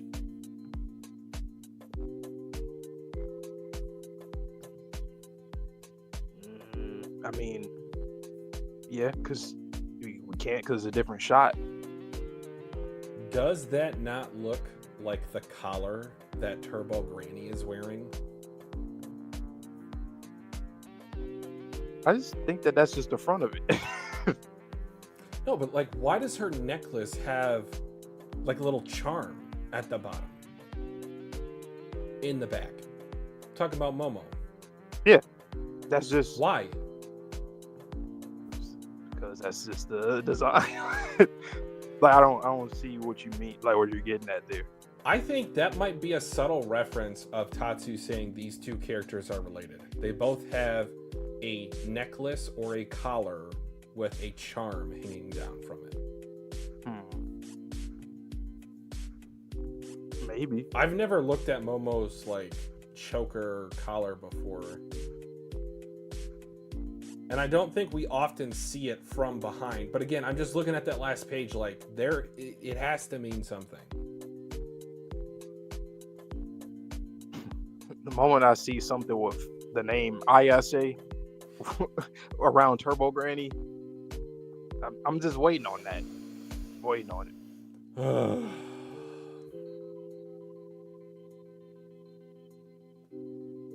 Like, Tatsu, I need it now. Like, come on, just now. Just give us a hint, please. Please. He actually comes now. back in 7 days. I'm not fucking leaving. This is insanity right now. Like, every time we feel like this every time. Like, even when we theorize, the more and more we theorize, the more and more discussions that we have, we're still nowhere because it's just all speculation, all theorizing. There's nothing that's set in stone. The only thing that we know is that there is a connection, and that's it. That's as general. Well, that's why I was talking is. about rocks earlier. I was like, for the longest time, we knew nothing. It was all speculation, and now we're starting to finally get some answers. Tatsu, I know what you are. You was reading One Piece recently. recently. I know what you are. Like, you know what? I got you. I'm inspired. I got you. I got you. I'm inspired. Okay. If from any of the theories that we have with the Seiko Turbo Granny thing, which one do you think makes the most logical sense based off of timelines? And even though we can just barely go off the timeline still, but logical sense, even though it isn't my favorite, is Turbo Granny was SA'd. She was pregnant. She tried running away and she was killed. That's how she became a yokai. Now, what happened to her baby? What happened to who killed her, what happened to, you know, really her at that point, because we know what happened with Acro Silky. I feel like that's the most in-your-face logical answer. Variants, it still feels, I'm just going to be honest, maybe this is my lack of self-confidence speaking, but I still feel like it's a bit of a stretch. I really enjoy it, but I feel like Turbo I have Granny, to, or just in Seiko general, for like I variants don't in know, this series. The So what do you Seiko think? thing What's your and answer? Count Saint Germain, I think those ones are like just the fact. Once again, maybe Tatsu, it was just he wanted to do it like that, but just the way that not showing her face, showing her back, showing it was too much of that in one chapter, and then next you know we just see her like it. I don't know. Like it would be different if she came off if Seiko of today was a bit more brash and like, you know, over the top different, because it's just funny her going from that to that. But she's chill, you know. She's pretty chill. I mean, she talks shit, you know, sometimes, but like she's well, not sometimes, all the time. But she's chill. She's laid back, not too, you know, crazy. So I don't even think he even needed to do that. If that was the case, if this is the same person, there was no point in doing that unless she was one way at one point and then completely different way afterwards. But she wasn't like crazy different. Like no, she's a little bit more modern. Page, it's pissing me off in the yeah. best way possible. Because like, what's the point of that, right? Like when you look more into it, what's the point of? Because in my opinion, right, he could have easily just had. Like, just not even have the Seiko and Turbo Granny panel there, but just have the blank face. You know, when somebody's thinking of a character, to see a blank face. Well, that's the thing. It could have been that, you know? I want you to just... I'm going to walk... This might feel a little bit dumb, but just bear with me. Like, I'm going to walk you through, and everyone watching, panel by panel, these last 2 pages. Okay? Emotional Momo statement. Okay. Excellent. Really detailed. Next panel, she's resolved to go save her grandmother. Great perspective shot. A little bit of dialogue. GG, see to my grandmother. Okay, I'll do it. You're convicted. And then she's jumping on Vamola as Vamola's running towards the Chameleon Castle. Then it shifts into flashback perspective of Momo looking at Turbo Granny and Seiko, laughing at what we assume to be their favorite television show. It shows present day Momo wiping her face so that she can face the Chameleon Castle without teary eyes. But then the kicker, for me, it's why do we see Seiko where she was just laughing hysterically on the previous panel that we saw her in? Why does she look like that? It's like she's looking at present day Momo. She's looking at like, why are you crying? It's like an AOT pass. Like, Aaron, why are you crying? I think that's supposed to be like a foreshadowing of how she will be like soon when she doesn't remember her anymore. When she wakes up and she's like, Momo, she has no emotion. But I see what you're saying though. It does feel like she's presently observing Momo. It does seem like that, like in the present time versus future. And I can even see like an overlay of like Turbo Granny looking at Momo even from the distance. It's killing me. Like, what is it, Tatsu? What is it? What is this? What's going on here? And it makes it even more confusing because of like Turbo Granny and Momo specifically too. Those two as well. Like, is she actually her grandmother? And if she is, where's Momo's parents? What happened to them? Why does Momo have this power? Like, it's from Turbo Granny to Seiko to Momo. That is one of the most complicated, like, bloodline. I can't say nothing. There's nothing I can say confidently on either end. Both are like at the same percentage level of confidence. And then when I, kind of zoom out, try to take a third person perspective view of the situation, I have to remind myself, this is one half of the MC duo. We still have Okaru. his relationship to Turbo Granny, his relationship to Seiko, his relationship to Momo. All of this is one side of a triangle, or I guess you can say a pyramid at this point. It's one side of a pyramid.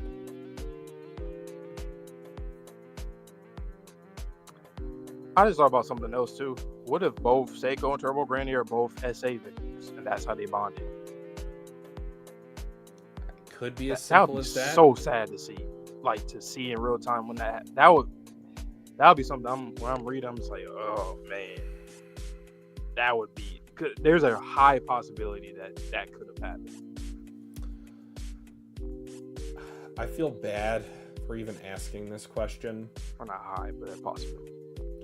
And I would be very, I'll use the word shocked if it happens. Do you think that there will be a character in this show that confirms they were essayed? Yep. Let me rephrase that. Do you think we will Someone see outside of them. the essay? It'll probably be like silhouette of something, like a grabbing of something, and it just changes to a fast forward to how they are after the fact, like looking broken. Oh, I don't want to see that. God damn. I don't either, but the reason why I bring it up is how else would that conversation come up that we would see as the viewer of Turbo Granny and Seiko?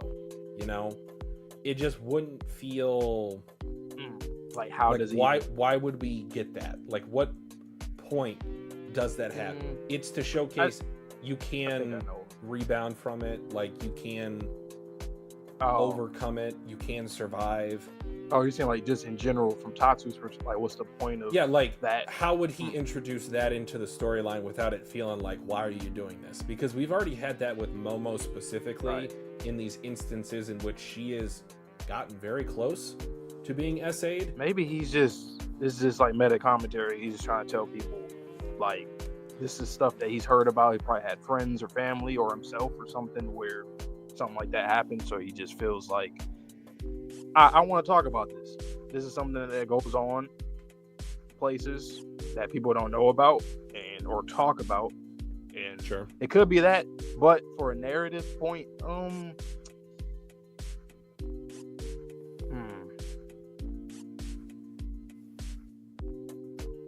I mean, I just only don't other see one like what's the narrative purpose of it, because we keep seeing these almost is that like, is he setting himself up for these almost essay situations with Momo because of the fact that it did go all the way with Seiko or Turbo Granny? We're not going to see it, but we saw what almost happened. Is that what he's getting at? Maybe it could be. That is so. I feel uncomfortable thinking about that. If this is a plot point, I did need to bring it up because it's great, whenever we see like Twitter commentary about this series, it's like, oh, they're glorifying it or they're showcasing this as like fan service. This is not fan service. If he does that, it will lock it in as there's meta commentary. I mean, we've heard of things about Japan in certain places there. Sure. I think it could be just as simple as that. Just awareness. Because the whole point of the tunnel, and then learning about Turbo Granny, she was going there, right, to pay her respects, to protect and do whatever for girls that went there. So, like, that in itself, I don't know why people forgot about that part of it versus, oh, well, almost getting assaulted. Like, why do you keep doing this? But Turbo Granny literally is there for that reason. She didn't have to be in that tunnel. And she literally saved Momo. There was no reason for her to have to go after Momo once she got Ken's body. And then Seiko knew about this. Seiko probably met her before, years ago, in the tunnel. Well, she said she walked up to her and like there was a whole imagery that we never saw in the anime. True. And also, Seiko paid her respects to all of the girls who were victims in that tunnel after Turbo Granny was defeated the first time.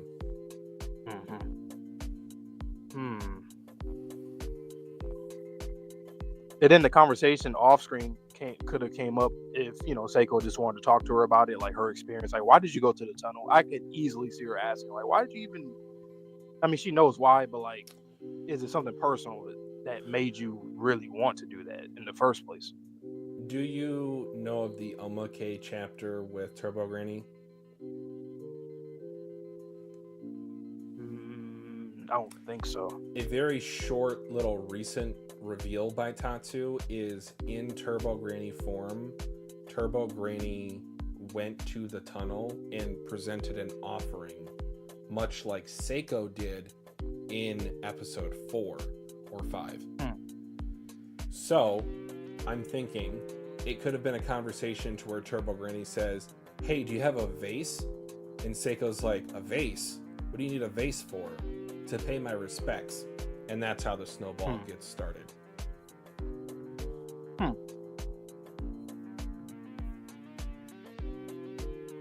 How long was she in that damn tunnel? Like, that's just another question I have. Because, like, and that can go into a lot. It can even just be not only to protect those girls or pay, you know, pay respects to them if it happened already, and then she, you know, it's just the fact that she stayed there. That seems like a mental thing where she ran away and is hiding. She's literally hiding. And literally the other yokai, because she's in another yokai's territory. So that's like a protective barrier. So she's hiding, and this yokai is directly or indirectly protecting her. And the fact that you ran and hid for years, I'm assuming it's been a minute. It's been quite a minute. It's both brave and cowardly, if you really think about it. Yeah, she had her reasons. Damn, that is right. And you never know. She's probably been running forever. She probably went to other locations, other places, and then whatever she was running from caught up to her. And then eventually she Let's went to this connect place. it back to Count Saint Germain. What if he said some shit like King Fritz said to Ymir, like, you are mine in this life and for eternity. I will hunt you down in this life and the next life. So her, in her traumatized state when she died, she became the yokai that runs to run away from Count Saint Germain, that was in human form or maybe trying to assemble the Infinity Gauntlet of his variants. You know what, too? We know what you are, Tatsu. Every time in One Piece, backstories are always way worse than what's going on in the current day. There's always crazy stuff going on. Somehow. That's going to Turbo Granny, if the SA thing, or even Seiko, or just her, that's where we'll get that from. And once again, calling him Hyper Geezer, there's only 2 reasons why you'll call some, well, maybe 3 reasons you'll call somebody that. One, because he's literally fast, and that's just the motif of him being an old guy that's fast. Secondly, could be because he's always like needy and greedy to getting his hands on things, or like collecting, or like being so like hyper, you know. The third one, because he's like sexually like something just weird, pervy, like Hyper Geezer. You're a pervy, like fast old man. You know, like when people call someone like, oh, she's a fast girl, like she's, you know, being a HOE or something like that. Hyper Geezer, he's a fast dude. He's over here, you know, spreading his essence in so many different ways. Bacteria, offsprings. Like, Enenra could just be an offspring. We know this world has relations to our own. It started off chapter 1, episode 1, really. But what if Count Saint Germain is this world's equivalent of Attila the Hun or Alexander the Great? A conqueror who damn near did it. Yep. Like, we haven't had, and again, we talked about this with Chainsaw Man and the World War II Devil. We haven't had an actual historical evil villain in a contemporary series in which that evil villain can obtain immortality or can live for a long time. I could see there being like in Attila the Hun is the Count Saint Germain variant or original persona that he had. Count Saint Germain is so interesting because it goes back to what we were saying. He might end up being one of the most compelling villains of all time because either he's horrible or he's actually very like noble. He could be tragic. He could be. It could be a Tachi situation too. You know, something like that. I like, really see what have your heart no was, idea where so many of these character arcs can go, and I love that. Yeah. And that's why when you mentioned Okudun too, I'm like, I forgot about him. Like his whole thing, his origin, like the fact that we talked about this before, but the more and more I think about it, I'm like, we know of everybody else's parents. Like we know Ira's dad, we know what happened to her mother, we know Gigi's parents. You know, like Gigi's parents, no offense, but they're not important only for that arc of what happened. That was like their only purpose. We're probably not going to see them have like any big relevance ever. I mean, I wouldn't think so. They were included in the character guidebook.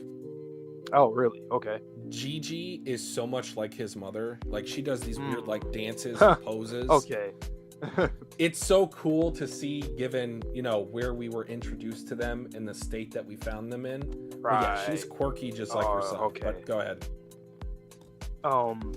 But yeah, we don't know any like his parents or whatever. Like Kenta, I feel like it's not important because he is a side character.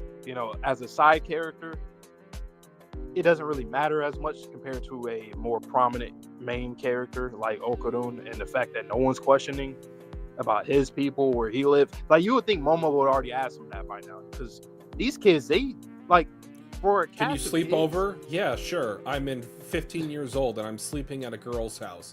Ain't no way. Ain't no way. Why is there not no one questioning? Seiko, you're an adult here, right? Did you call his parents to confirm this? You've contacted like with Gigi's parents, their whole situation. Other people's situations. Why not Okudun? Like, why is it literally something where like they can't even ask him because there's like I don't know, some shit going on, some weird power that's like, what is that? I mean, hell, we even know about Koki's mom. We haven't seen her face. Well, we saw her face, but it's like, we know about Koki's parents. She was just introduced. So we see Okudun's dad. We don't see his face. What are you? Who are you? I would absolutely lose my shit if it's a very similar view of like only the mouth down and it's like blurred, just like Seiko was in chapter 1. If that's the case, do you think that's just Tatsu trying to do some kind of symbolism? And if it is, what do you think that symbolism is? If it's not like an actual plot point. So I'll share something a little bit personal here. So I am 31. I have not had grandparents in 23 years.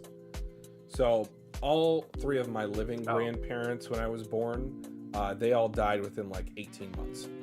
And I will be completely honest, there are days to where I think back and I can't exactly remember their faces. Yeah. Like my parents have pictures around the house, obviously. So like I still do see those quite frequently. But very quickly, if I don't see those pictures for a while and you ask me like what my grandparents look like, I honestly can't really formulate. That's all something funny. You seen Good Burger, right? Oh, it's been a while. I don't remember a lot of it, but Ed, he was like, I don't know what my dad looks like either, but at least I get to see him every day. He was like, what? He's a stupid. He's like, what do you mean? Is Okudun like that? Like he literally does see his dad every day at the table, eating dinner, different places in the house. Is that what he don't just remember makes up in his head? Or like that he doesn't, like his dad doesn't exist. It's just a hallucination. You know what? I'm gonna say this right here, right now. This series has absolute excellent potential of having the best revelations in modern manga. There's a lot of things that we need answers to, and a lot of them are like huge, like central to these characters, their motivations, their plot lines, the overall plot of what's going on in Dandadan. there's a lot. And then, all the other characters that we don't even know about yet that Tatsu is cooking up in the background, they'll change the tide of the series as well. Yeah, there's a lot of... I mean, hell, we don't even have a one-to-one... because Tatsu has leaned very heavily into romance, which I love as well, by the way.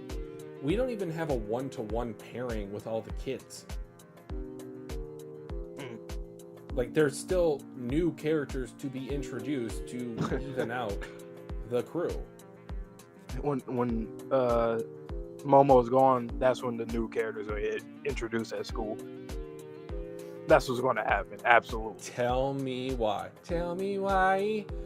Before this stream started, or I lied. While you were reading your side and I was thinking about what I thought would happen in the chapter, is there any possibility in your mind that Okarun does forget Momo?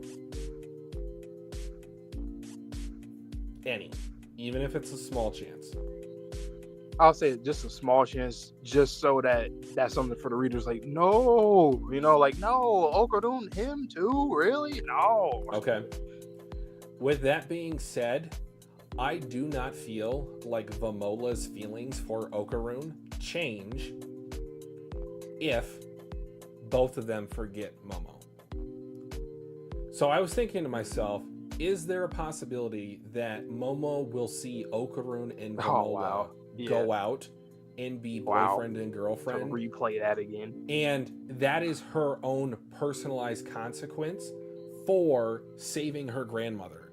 She lost the person that she loves. She never got a chance to express her feelings or give her confession back to him. That would break my heart. And I had this whole thought. I had my whole thought, but go ahead. Okarun, his confession, he confessed, and she's like, I'll confess. I'll say my side once we get the chance. She doesn't get the chance, and then now he's with her once. That hurts, right? I'm just thinking to myself, like, Vamola's feelings, they're not going to disappear just because she forgets Momo. And Okarun, yes, he has this intense love for Momo. If he forgets who she is, I feel like that is such a juicy little... Oh my God. So what if that stays like that for the rest of the series, and then the moment where the memories come back somehow, it don't matter because she dies or something, like it doesn't, like AOT, right? With all of them getting their memories back at the end, like Armin, I can see Okarun having that moment, and then Momo, there's a chance Momo might have to sacrifice herself. At the end of the story, I could see Momo dying. That would be so sad. She has so many connections. Like you said, she's the glue. Gigi, Okarun, Ira, all her Seiko, if she's still... and again, to kind of build off that point even more, I was thinking about the pairings of this group. That would also be the perfect... If Okarun forgets Momo, Gigi is definitely forgetting Momo. And if Gigi forgets Momo, that might be finally the impetus for him to get together with Ira. Man. So instead of what we were saying before, because remember, we were saying this for Okarun at one point, I think. He would be the one that would be left out of the mix. Now it turns, she's going to be the one, maybe, that's left out. And this is something that I absolutely see. I can see her reaching and saving somebody from dying or going to the afterlife, whether that means through the void, like Turbo Granny, or someone just about to die, like Seiko going off to the other side and she grabs them with her power. I can see her maybe saving Turbo Granny from being erased. But she dies in the process. Momo ends up dying because she's in a weird, I don't know, space-time. I think I hypothesized this during, I can't remember which arc it was, but it was when the Dream Face yokai or cafe scene showed up. What happens if Momo reaches into the void? Can she bring her hand back, or is her hand stuck in the void? Like, if she would need to grab Turbo Granny to bring her out. If Okuron forgets where's the power of love, I mean, I think that might be such a tragic, like storytelling to where Tatsu's been building up this romance for however many chapters until the reveal that Momo's forgotten. And then we think about it, like, was the power of love strong enough? And then it goes back to not only this chapter, but back when Okuron confessed his love for Momo and she got out. That's why that was the perfect time to him getting his memories back. I think that would hit so bad, like him remembering everything. Like, but you know, honestly, this whole love thing can go so many different ways, and I like all of them just because of the simple fact that this is a mangaka that's getting it right, that's doing it right, so he can do whatever the fuck he wants with it because everybody else sucks with romance.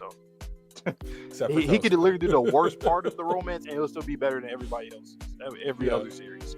The bare minimum, like, what is the bare minimum in your eyes when it comes to, like?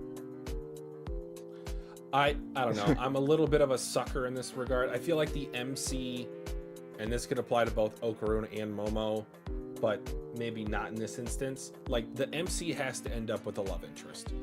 That is my bare minimum for romance. I don't care what you do with side characters. I don't care what you do with parents, with senseis, with children. I want the MC to end up with someone that they love.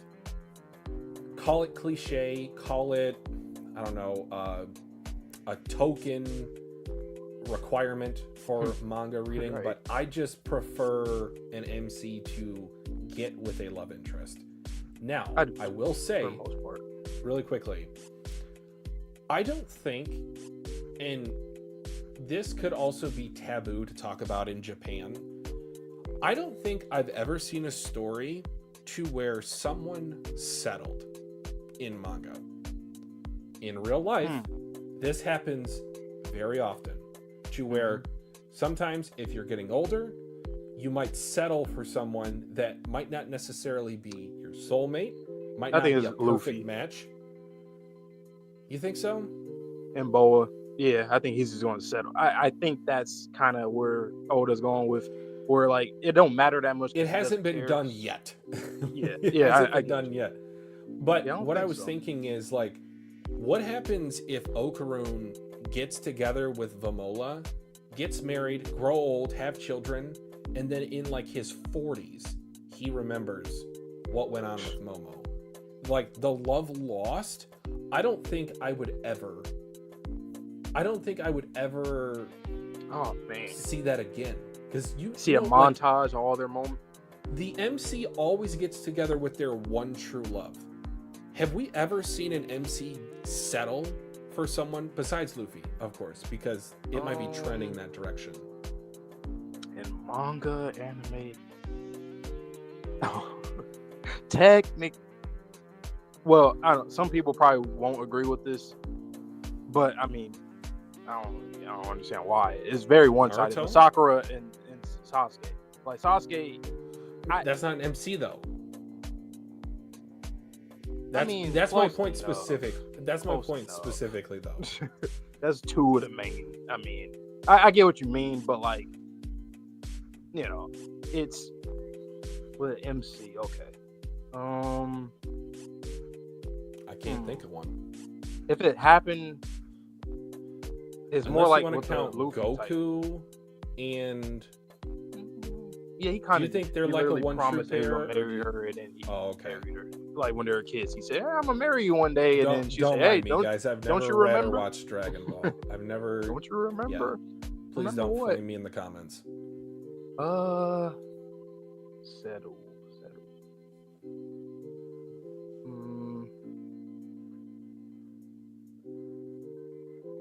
I don't know. I just thought it was a kind of interesting idea if we see Vamola and Okuron grow old together, or even, like, have a couple kids before he realizes. Like, let's just say he turns 28, and then he remembers about Momo. What about my boy Kenta? Oh, he's gonna die, right? Yeah, never mind. Kenta's gonna die, so he doesn't get no fucking. Got it. R.I.P. Let go. Uh, You know what, too? I think this is gonna be time when Momo gets out of the picture. I think Vamola, she's next up on she's gonna climb ranks. So she's gonna get a lot of focus, even with manga and them coming. Like she's gonna get a lot of focus. I like she's that. going to be technically speaking, to go to Earth and then them being from Earth or that whole derivative, vice versa, one of the two. Yeah. She could be like a big key player here with this group. Remember, and I also had to remind myself when I say this, we still have Jet in the background. Jet was the right hand of the Cur who killed off Vamola's people. So that is a very personalized connection between Jet and Vamola. That would be fire. I remember you mentioned that before. I think Tatsu, definitely Tatsu would get into that. Seriously. Oh, man. Kenta and Nanobot wife. You know what? Tatsu probably would do that. Sure. That's something it works. Why not? You know what? I feel like Kenta is the type of person, if he's going to make a Nanobot wife, he's going to make Nanobot twins and have one on each arm. So, Rin with the new character that's going to replace Momo. Who is that kid going to be? He got to be like I said, he has to be similar to the other guy, the curse or like emo, something dark. He has to be dark related. Something like, what's wrong with you, dude? Maybe a guitarist. Maybe he idolizes the Hayashi. That could An work. aspiring guitarist would be pretty cool. He's like that old guy from JJK. Like his power is symphonics. Boom. We don't. Is this crazy to say? But do we actually even know the tone of this series? Like, yeah, we do, but at the same time, I don't think we fully understand it yet. Because when bad things happen, good things happen right after. I don't think we've ever tried to narrow it down or hammer it down specifically. I think it's an unspoken agreement between us and the mangaka, like this series is what it is, but at any time Tatsu can change his mind or make it something else. Yeah. So again, going back to the more leeway to Okaroon potential relationship, like I did say that seriously, but would I want that to happen? Of course not, because I believe in Momokaroon as the one true pair. Momokaroon. There's gonna be some sad conclusions in this series. Like, there's gonna be some real sad ones for the loved one that you're bringing up right now. Obviously deaths. Broken hearts people's lives growing up, and a lot of these kids they just haven't experienced that yet.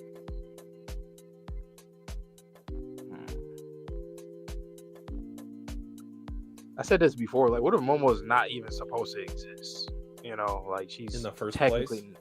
Yeah, it could be that, right? Like her disappearing, her power itself, and then what we're just been talking about for the past 10 minutes about the relationships and all that. Like, I mean, she's the one that's singled out, and the fact that she's like, you know, she's saving and prioritizing Seiko over herself. So she already has that sacrificial type of, you know, that's mentality. Who she is. Yeah. So, I would probably cry. I'd probably cry. Just like her, if her conclusion is something in that regard, she's gonna be one of my goated characters. Like, I'm saying top 5 all time, honestly. Like, a character with that kind of burden and to leave everything like aside, like that's crazy for a kid at that. To have that kind of maturity. And this might sound blasphemous. I do apologize. It's just an analogy. It'd be very reminiscent of Jesus Christ. She is maybe taking on the sins of the world, so humanity broke the promise. So she has to be the one to pay for it. She doesn't get what she wants in the end. The hands of God.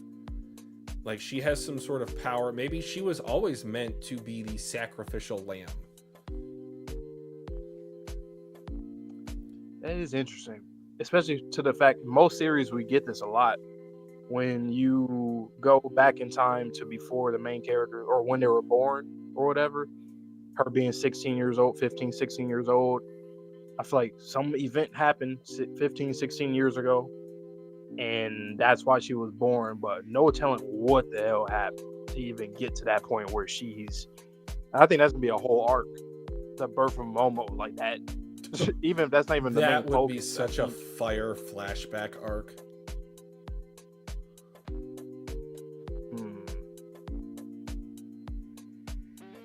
And like, I don't think, it could be as simple as like Seiko is just, she adopted her, but like, no, they look too similar. They do. I think so. Just different hair color. And take off the glasses, different hair, like she looks like her. But do you think there's karma in this series? Well, is that a trick question? Should it be? Karma balls, the karmic stuff in this series? So I know that has been solidified, but in terms of maybe like a power aspect or like a destiny aspect. Because I'm thinking about this holy prodigal daughter in this regard. So not the prodigal son. Could Momo suffer the karmic consequences of humanity? Wow. Ooh. Because remember, she was the one that brought it up, and Vamola gave her the most death stare I think I've ever seen from her in my life. That was the one time Vamola actually scared me. I was like, whoa.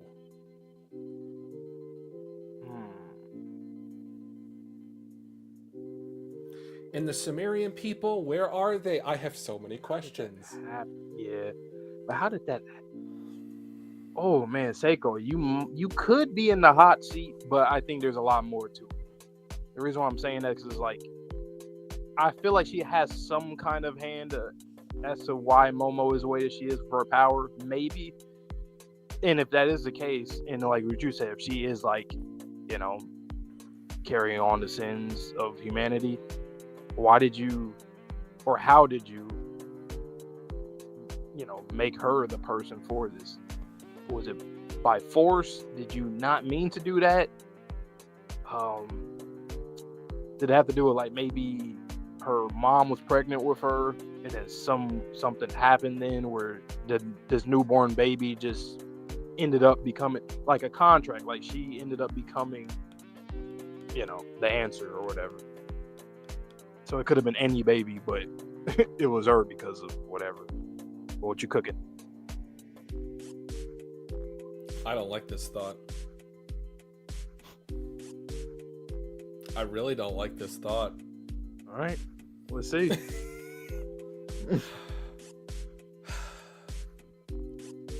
I'll turn his camera off. What grade is Momo in?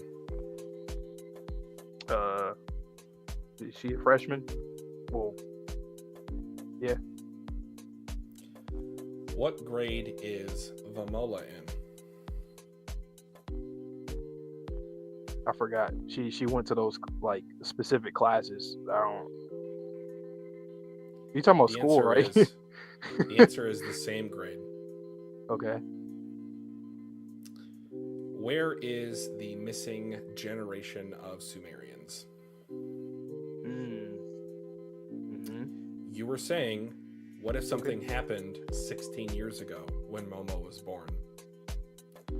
What if the Sumerian people were sacrificed as a generation for giving, imbuing, unlocking the power within Momo? I guess he probably came up with that because of what you just said a few minutes ago about that incident with Vamola and Momo, that death stare. The karmic ball. Good. What Vamola saw on her home planet with her people literally being fed to a thing to make something else. Wow. via the Big Mama. Wow. And I'm thinking, okay, if that's the case on Sumeria and Earth, kind of very similar to one another. And also, Vamola's people have the antenna.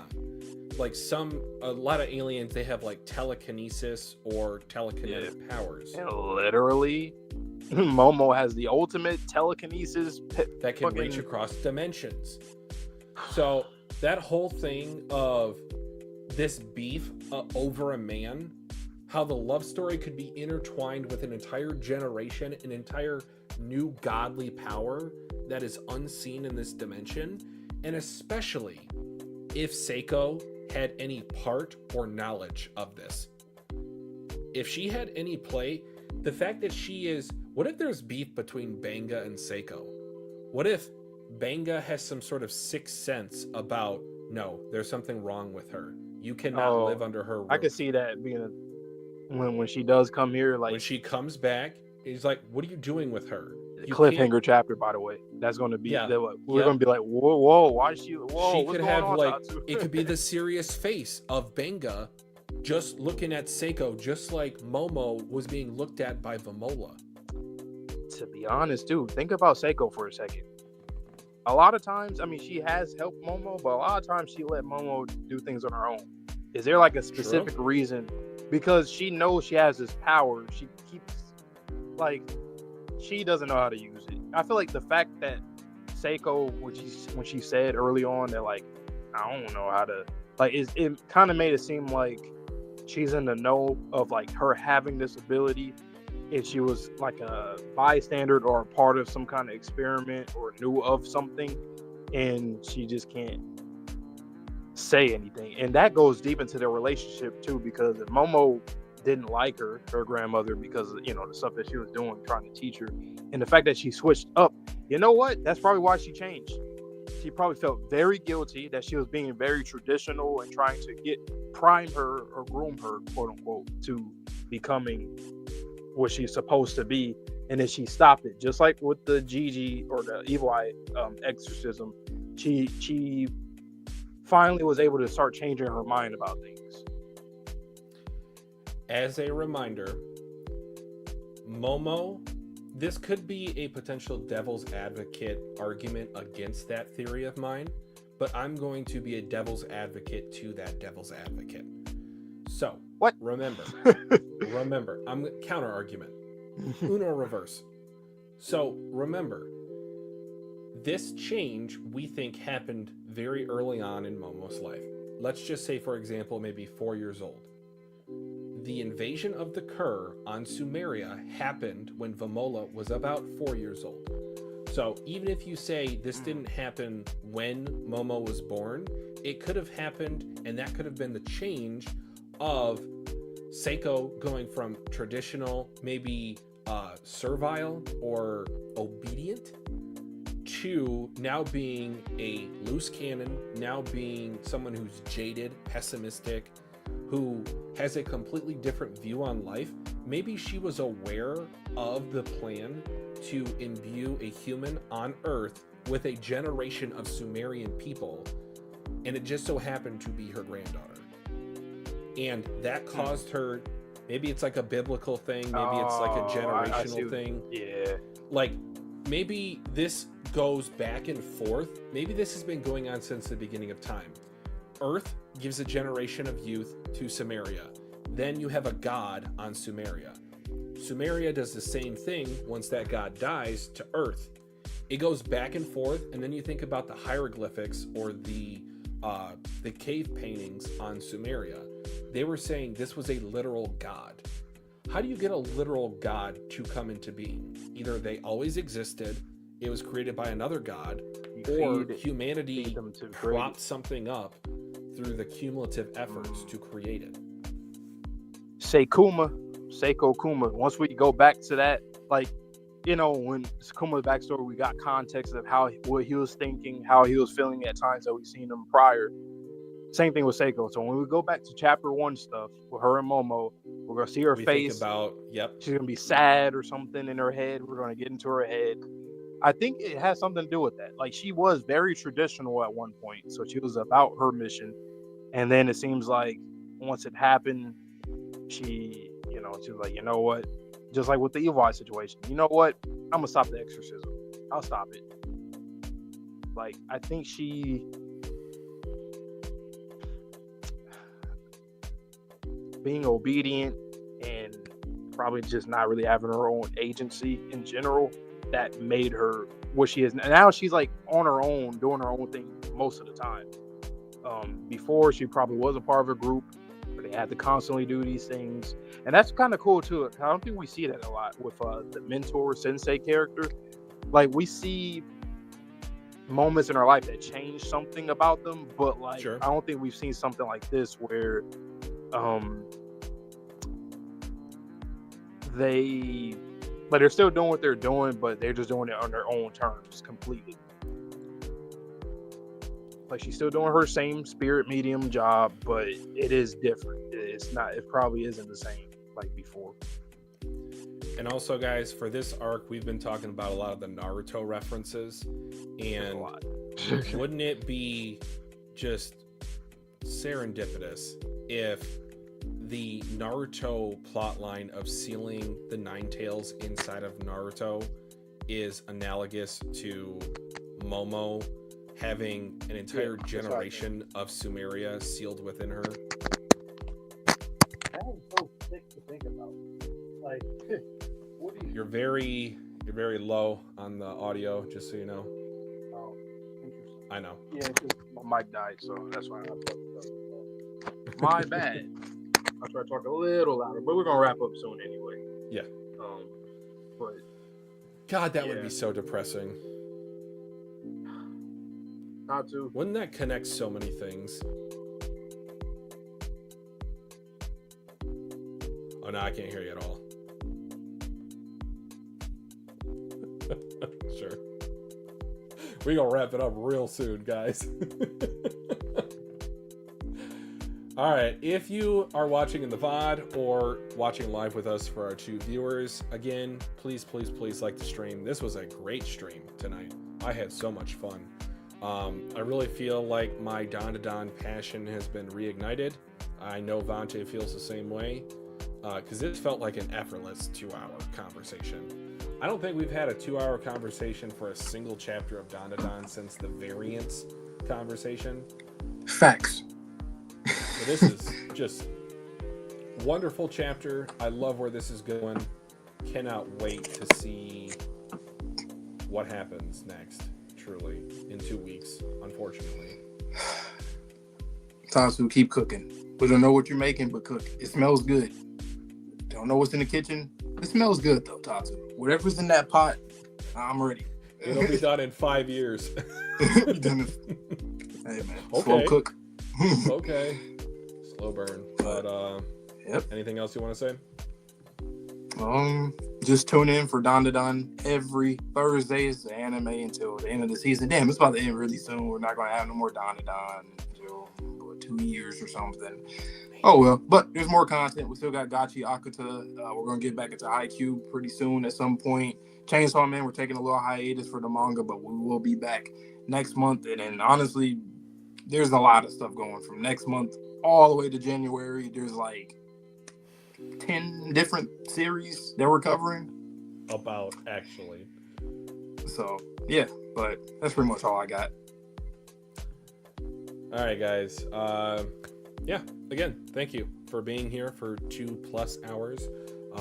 As Vante likes to say, stay safe, stay healthy, stay clean. We'll see you in the next video or stream, and Peace.